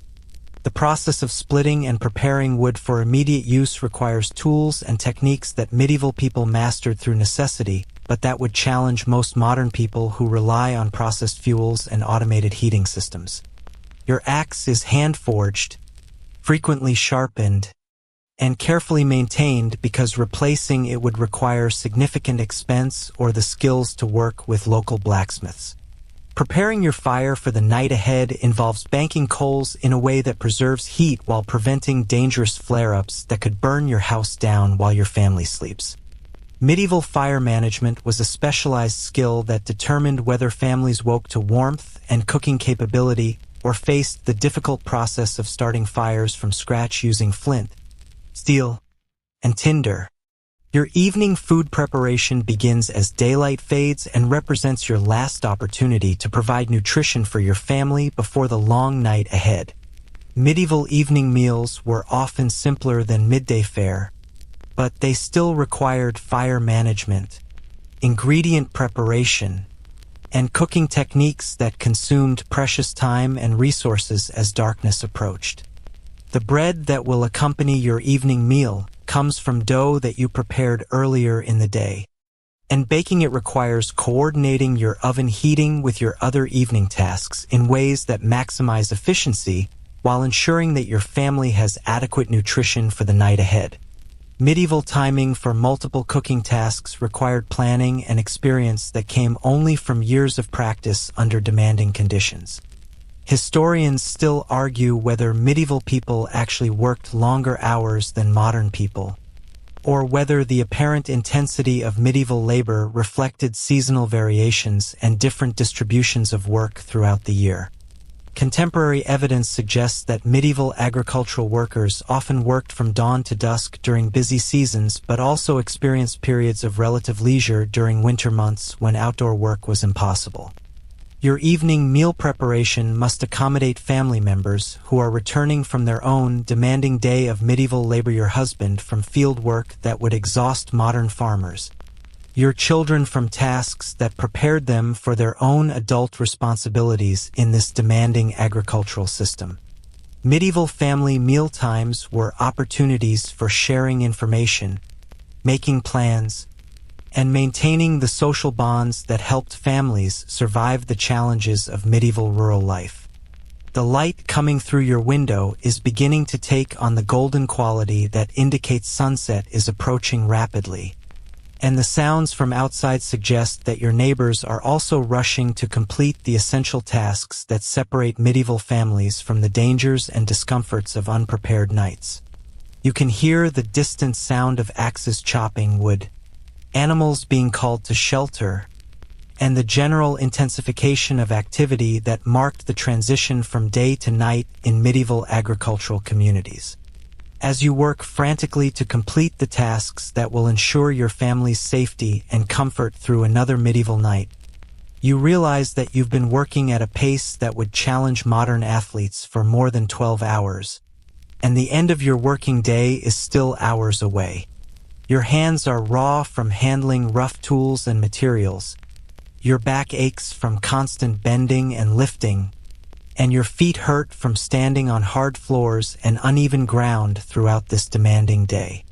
The approaching darkness isn't just an inconvenience that can be solved with electric lights. It's a fundamental challenge that will limit your activities, create new dangers, and test all the preparation and hard work that you've invested in surviving another day in your medieval agricultural existence. The last precious rays of sunlight slant through your window at increasingly steep angles, and your stomach begins its familiar evening chorus of growls and gurgles that remind you that the thin midday meal has long since been consumed by hours of backbreaking labor. But creating dinner in your medieval kitchen isn't a matter of ordering takeout or heating something convenient. It's a complex orchestration of fire management, ingredient preparation, and cooking techniques that must be completed before darkness makes food preparation dangerous, difficult, or simply impossible. Your family begins gathering in your main room as the day's individual labors wind down, and the sounds of their return remind you of just how many people depend on your ability to transform basic ingredients into nourishing meals using methods that would challenge professional chefs. Your husband enters with hands blackened by field work and clothes stained with soil, sweat, and the general accumulation of a day spent wrestling with medieval agricultural challenges. Your children arrive with their own collection of dirt, minor injuries, and the kind of bone-deep exhaustion that comes from performing adult-level physical labor before their bodies are fully developed. The evening meal that you're about to prepare represents more than just nutrition. It's the social center of your medieval family's daily life, the time when information is shared, plans are made, And the emotional bonds that help families survive medieval hardships are reinforced through the simple act of eating together. Medieval families couldn't afford the luxury of individual meal preferences or dietary restrictions. Everyone ate what was available, when it was available, and felt grateful for whatever nutrition the day's work had provided. Your cooking fire has been burning for more than 12 hours now, and managing its heat for evening meal preparation requires understanding the subtle differences between coals that are perfect for quick cooking and those that provide the slow, steady heat needed for longer preparations. The bed of coals that you've carefully maintained throughout the day represents hours of fuel consumption and fire management.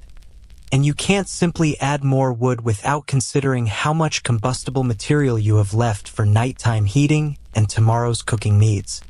The iron pot that will hold your evening meal shows the accumulated use of another demanding day, blackened from constant exposure to smoke and heat, dented from being moved around your hearth area, and seasoned with the flavors of countless previous meals. Medieval cooking equipment wasn't replaced when it showed wear. It was maintained, repaired, and used until it literally fell apart, because acquiring new pots required either significant expense or access to skilled metalworkers whose services were expensive and often unavailable in rural areas. Your protein for tonight's meal comes from the same preserved meats that have sustained your family through months of storage, but preparing them for evening consumption requires different techniques than the ones you used for your midday meal. Evening cooking often focused on creating filling, warming foods that would help your family sleep well and provide energy for the recovery that their bodies needed after days of intense physical labor.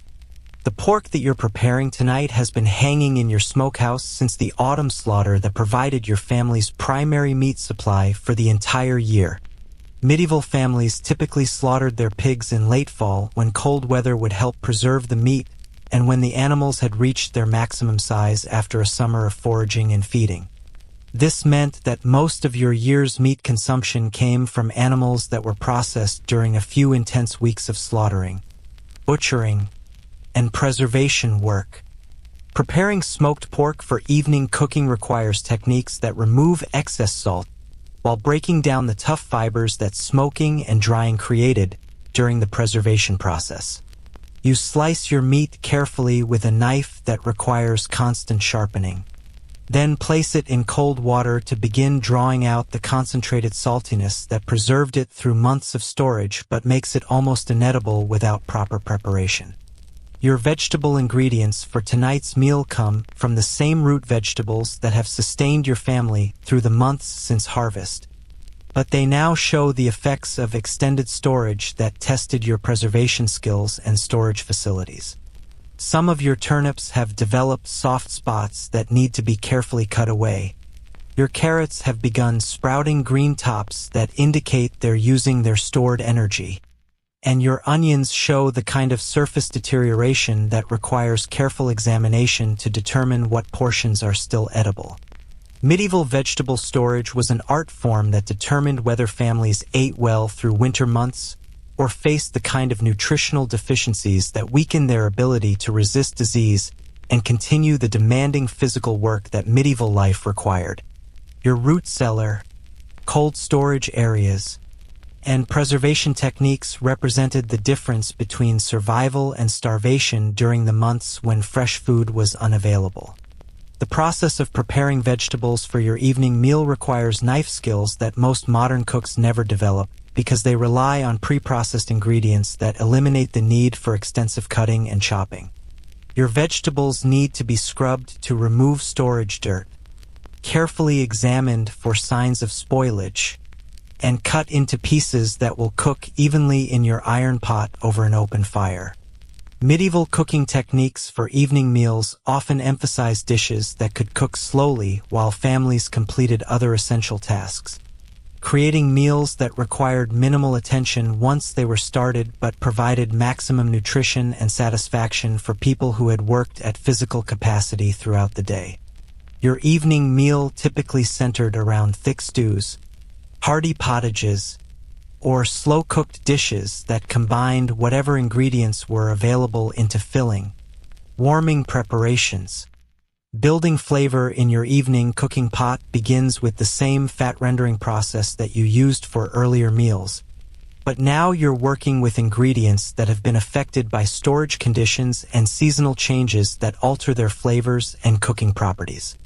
Your preserved pork fat has developed concentrated flavors from months of aging, and it creates cooking medium that's richer and more complex than fresh fat, but also more challenging to manage during the cooking process. Adding your prepared vegetables to the hot fat creates the foundation for flavors that will develop over the slow cooking process that defines medieval evening meal preparation. Medieval cooks understood that patience was essential for creating satisfying meals from basic ingredients, and they developed techniques that maximized flavor development while conserving fuel and cooking time. The herbs that season your evening meal come from your own garden where you grew, harvested, and dried plants specifically chosen for their ability to enhance preserved foods and provide medicinal benefits for your family's health. Medieval herbs served dual purposes as seasonings and medicines, and families who maintained good herb gardens could treat minor illnesses and improve the palatability of foods that might otherwise be difficult to eat. Your dried herbs show the effects of months in storage, with some retaining strong flavors and others requiring larger quantities to achieve the same seasoning effects. Medieval herb storage required techniques that preserved essential oils while protecting dried plants from moisture, insects, and rodents that could destroy your entire supply of crucial seasonings and medicines. Water for your evening cooking comes from the same sources that have supplied your needs throughout the day. But now you're drawing from supplies that have been used for multiple purposes and may be running low depending on weather conditions and the demands of your various daily activities. Medieval water management required constant attention to conservation and quality, because running out of clean water created problems that could affect every aspect of your family's survival. The bread that accompanies your evening meal represents the culmination of a bread-making process that began before dawn and continued throughout the day as you managed rising times, oven heating, and baking schedules around your other essential tasks. Medieval bread was often the primary source of calories for farming families, and evening bread needed to provide both immediate nutrition and sustenance that would help family members sleep well after demanding days of physical labor. Your medieval oven, built into the wall beside your main hearth, has been heating and cooling throughout the day as you managed multiple baking tasks around your other cooking activities. Evening bread baking required understanding how much heat remained in your oven's stone construction and how to use that residual heat efficiently for the day's final baking tasks. The quirky reality of medieval family dynamics during evening meals included customs and practices that would seem strange to modern families, but served important social and practical functions in medieval agricultural communities. Medieval families often ate in shifts based on the completion of essential tasks, with priority given to family members whose labor was most crucial for the family's survival. Medieval dining etiquette emphasized sharing food from common containers rather than individual portions, partly because individual dishes required more resources than most families could afford, and partly because shared meals reinforced the cooperative relationships that helped medieval families survive challenging circumstances. Your family eats from wooden bowls using wooden spoons, with bread serving as both food and eating utensil for sopping up liquids and transferring food to mouths. The conversation during your evening meal focuses on practical matters that affect your family's immediate survival and future planning, rather than the kind of casual discussion that characterizes modern family dinners. Medieval families discussed weather conditions that might affect tomorrow's work, neighbors who might need assistance or could provide help, and the ongoing challenges of managing resources through seasonal changes and unexpected difficulties. Your evening meal timing must coordinate with the rapidly approaching darkness that will end most productive activities and create new challenges for your family's comfort and safety. Medieval families couldn't afford to linger over meals when essential evening tasks remained unfinished, so eating was efficient and focused rather than leisurely and social.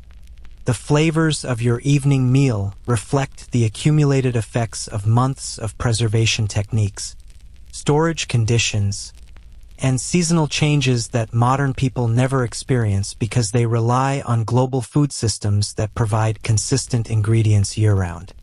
Your meal tastes strongly of smoke, salt, and the earthy flavors that come from root vegetables that have been stored in cool, dark conditions for months. Medieval evening meals were often more satisfying than contemporary food because they provided nutrition to people who had truly earned their appetite through demanding physical labor, and because the contrast between preserved foods and fresh ingredients created flavor combinations that modern processing rarely achieves.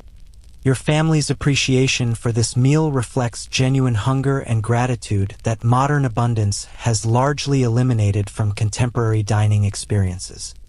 Historians still argue whether medieval families actually ate better during winter months than during summer abundance, or whether the apparent satisfaction with preserved foods reflected adaptation to limited choices rather than genuine nutritional adequacy. Contemporary research suggests that medieval preserved foods often provided better mineral content and more complex flavors than modern processed alternatives, but they also lacked the vitamins and variety that fresh foods provided. As your family finishes eating and you begin the process of cleaning wooden bowls and preparing for the night ahead, you realize that you've provided another day's nutrition for people whose survival depends entirely on your skills, planning, and endless labor. The evening meal represents both the culmination of the day's work and preparation for tomorrow's challenges, because medieval life never paused long enough for true rest or relaxation.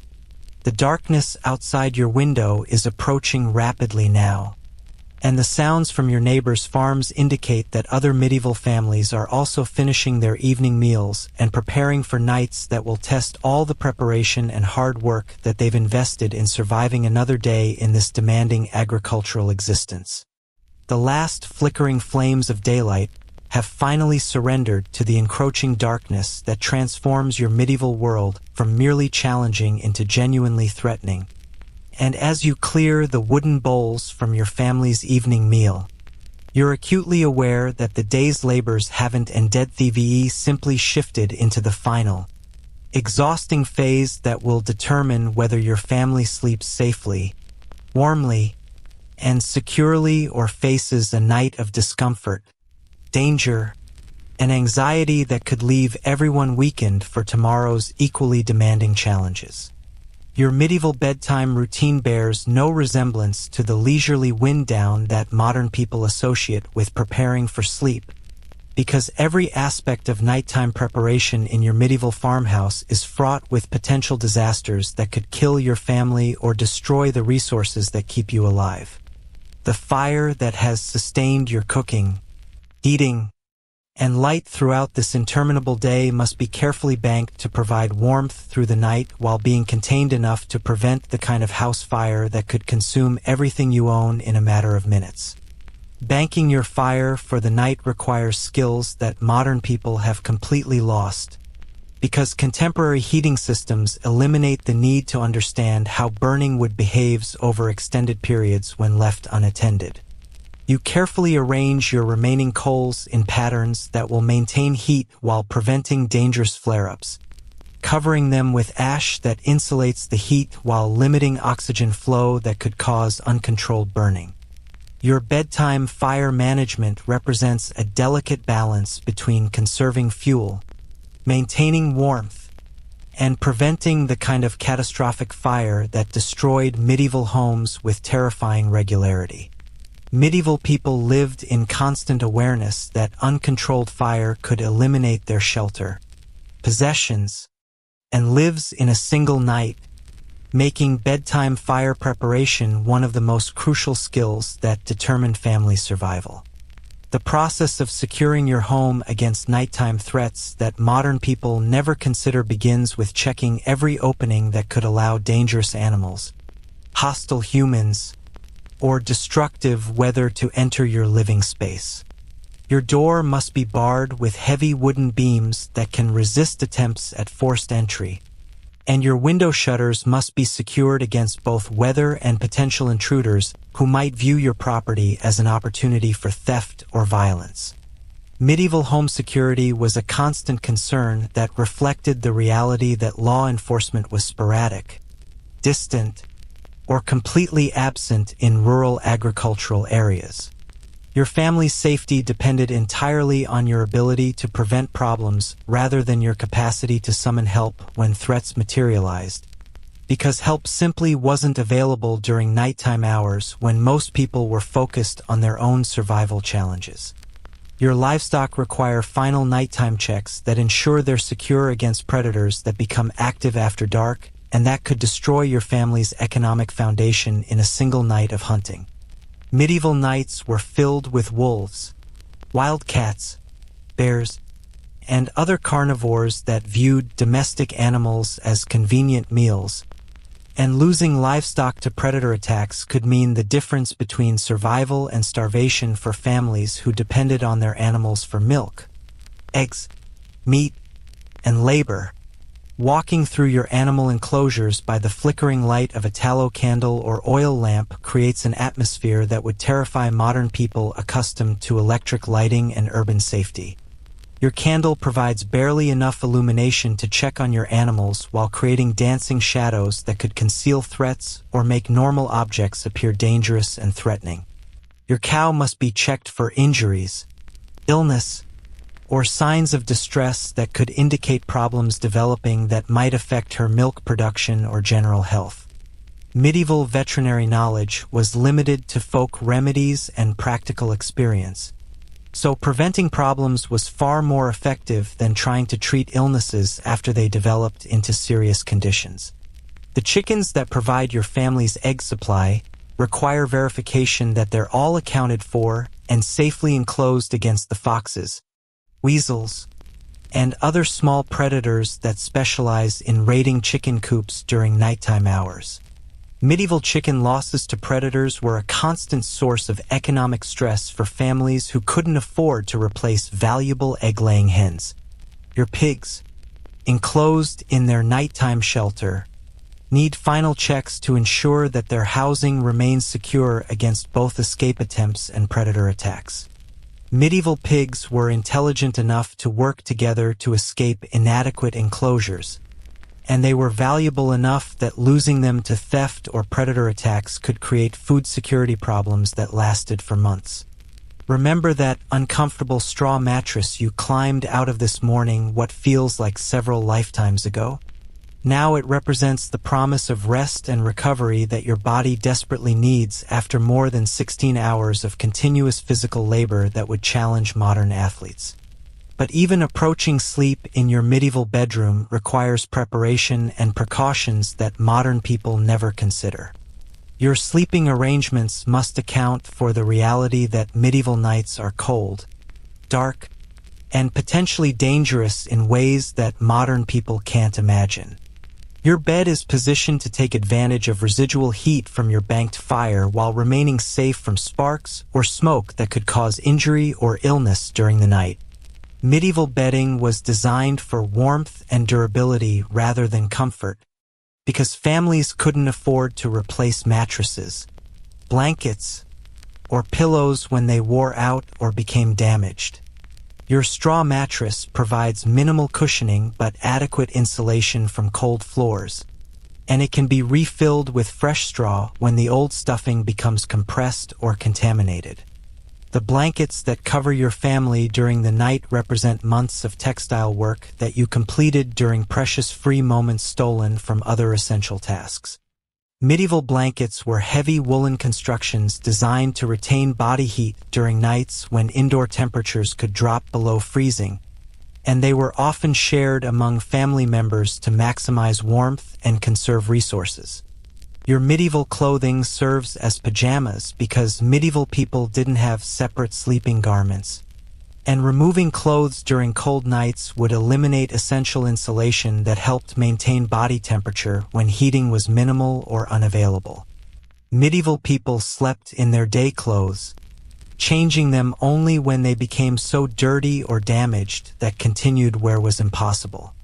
The process of preparing children for medieval bedtime included ensuring that they understood the dangers and rules that govern nighttime behavior in your household. Medieval children couldn't simply get up for drinks of water or use bathroom facilities during the night, because darkness made movement dangerous and resources like clean water and safe bathroom areas weren't readily available. Medieval children learned to sleep through discomforts and disturbances that would wake modern children, because nighttime movement could be dangerous and because families couldn't afford to have their sleep disrupted by anything less than genuine emergencies. Medieval child-rearing emphasized developing resilience and self-sufficiency that prepared children for the demanding realities of adult medieval life.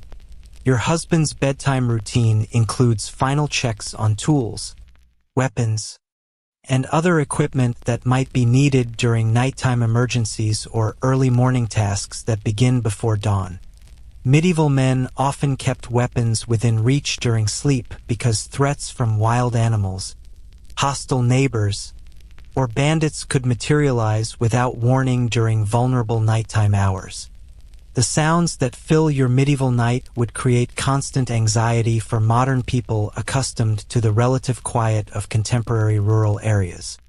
Medieval nights included the howling of wolves, the calls of various wild animals, the creaking and settling of wooden buildings, and the general symphony of sounds that came from a world where human activity hadn't eliminated most wildlife or created the kind of controlled environments that modern people take for granted. Medieval sleep was often interrupted by sounds that required investigation or response animals in distress, suspicious noises that might indicate threats, or weather conditions that could damage property or endanger family members. Medieval people developed the ability to wake quickly and assess whether sounds required immediate action or could be safely ignored. The darkness in your medieval bedroom is absolute in ways that modern people rarely experience, because even rural areas today are illuminated by distant electric lights that create a background glow throughout the night. Medieval darkness was complete, making movement dangerous and creating psychological stress that added to the physical exhaustion of medieval life. Medieval people often slept in family groups partly for warmth and partly for security, because individual bedrooms were luxuries that most families couldn't afford and that isolated family members during times when cooperation might be essential for survival. Your family sleeps in shared spaces that maximize heating efficiency, while ensuring that everyone remains close enough to assist each other during nighttime emergencies. The quirky reality of medieval bedtime routines included practices that would seem strange to modern families but served important practical functions in medieval agricultural communities. Medieval people often went to bed shortly after sunset and woke before dawn, creating sleep schedules that synchronized with natural light cycles rather than artificial illumination. Medieval dreams often reflected the constant stress and physical demands of daily life, with people reporting dreams about work, food, animals, and survival challenges that dominated their waking hours. Medieval people didn't have the luxury of separating sleep from daily concerns, because their survival depended on constant vigilance and preparation. Historians still argue whether medieval people actually slept better than modern people despite the discomforts and dangers of medieval life, or whether their apparent acceptance of difficult sleeping conditions reflected adaptation to circumstances rather than genuine rest quality. Contemporary research suggests that medieval people often experienced more natural sleep cycles because they weren't exposed to artificial light that disrupts circadian rhythms. Your medieval prayers before sleep include gratitude for surviving another day and requests for protection during the vulnerable hours when your family is unconscious and unable to respond to threats. Medieval spirituality was deeply connected to daily survival, with religious practices focusing on practical concerns rather than abstract theological concepts. The process of falling asleep in your medieval bed requires letting go of the anxiety and hypervigilance that kept you alert to dangers and challenges throughout this demanding day. Medieval people learned to sleep despite discomfort, noise, and the awareness that tomorrow would bring equally challenging demands on their physical and emotional resources. As consciousness slowly fades and your exhausted body finally succumbs to the sleep that it desperately needs, you're dimly aware that you've survived another day in a medieval world that tested every aspect of your strength, skills, and endurance. Tomorrow will bring similar challenges, but tonight, for a few precious hours, you can rest in the knowledge that your family is safe, fed, and sheltered against the darkness that surrounds your fragile medieval existence. The gentle rhythm of your family's breathing creates a peaceful counterpoint to the distant sounds of medieval night, and gradually, mercifully, sleep begins to claim your consciousness with the promise of a few hours' respite from the relentless demands of medieval agricultural life. Your last conscious thoughts drift toward tomorrow's challenges: animals to feed, fires to build, meals to prepare, and the endless cycle of work that defines medieval existence. But for now, blessed sleep offers escape from the harsh realities of a world where every day is a battle for survival, and every night brings the promise of temporary peace. The darkness of your medieval bedroom enfolds your family like a protective blanket, and the steady warmth from your carefully banked fire provides just enough comfort to ease the transition from consciousness to the deep, dreamless sleep that your exhausted bodies require for recovery and renewal. Sleep comes slowly at first, then more deeply, carrying you away from the challenges of medieval waking life and into the restorative darkness that prepares you for another day of survival in a world where every dawn brings fresh tests of your strength, skill, and determination to endure whatever hardships medieval life demands of you and your family. As your breathing deepens and your mind finally releases its grip on the day's countless worries, the medieval darkness settles around you like an old, familiar companion. The weight of exhaustion presses down on your aching limbs, and your last fleeting thoughts drift toward the simple miracle of having survived another day in this harsh, unforgiving world where every sunrise is earned through backbreaking labor, and every sunset represents a small victory against the forces that constantly threaten your family's existence. The gentle crackling of your banked fire provides a rhythmic lullaby that gradually fades as sleep claims your consciousness, and your breathing synchronizes with the peaceful sounds of your family, settling into the deep rest that their bodies desperately need. Outside, the medieval night continues its ancient dance of danger and beauty, but inside your humble farmhouse, warmth and safety create a small sanctuary where exhausted bodies can heal and tired minds can find the peace that prepares them for tomorrow's inevitable challenges.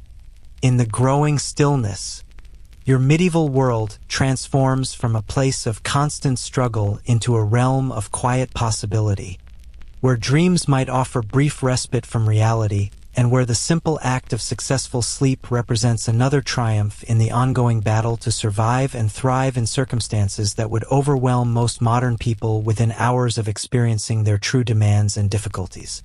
Sleep well, brave medieval soul. You've earned this rest through trials that few can imagine and work that fewer still could endure.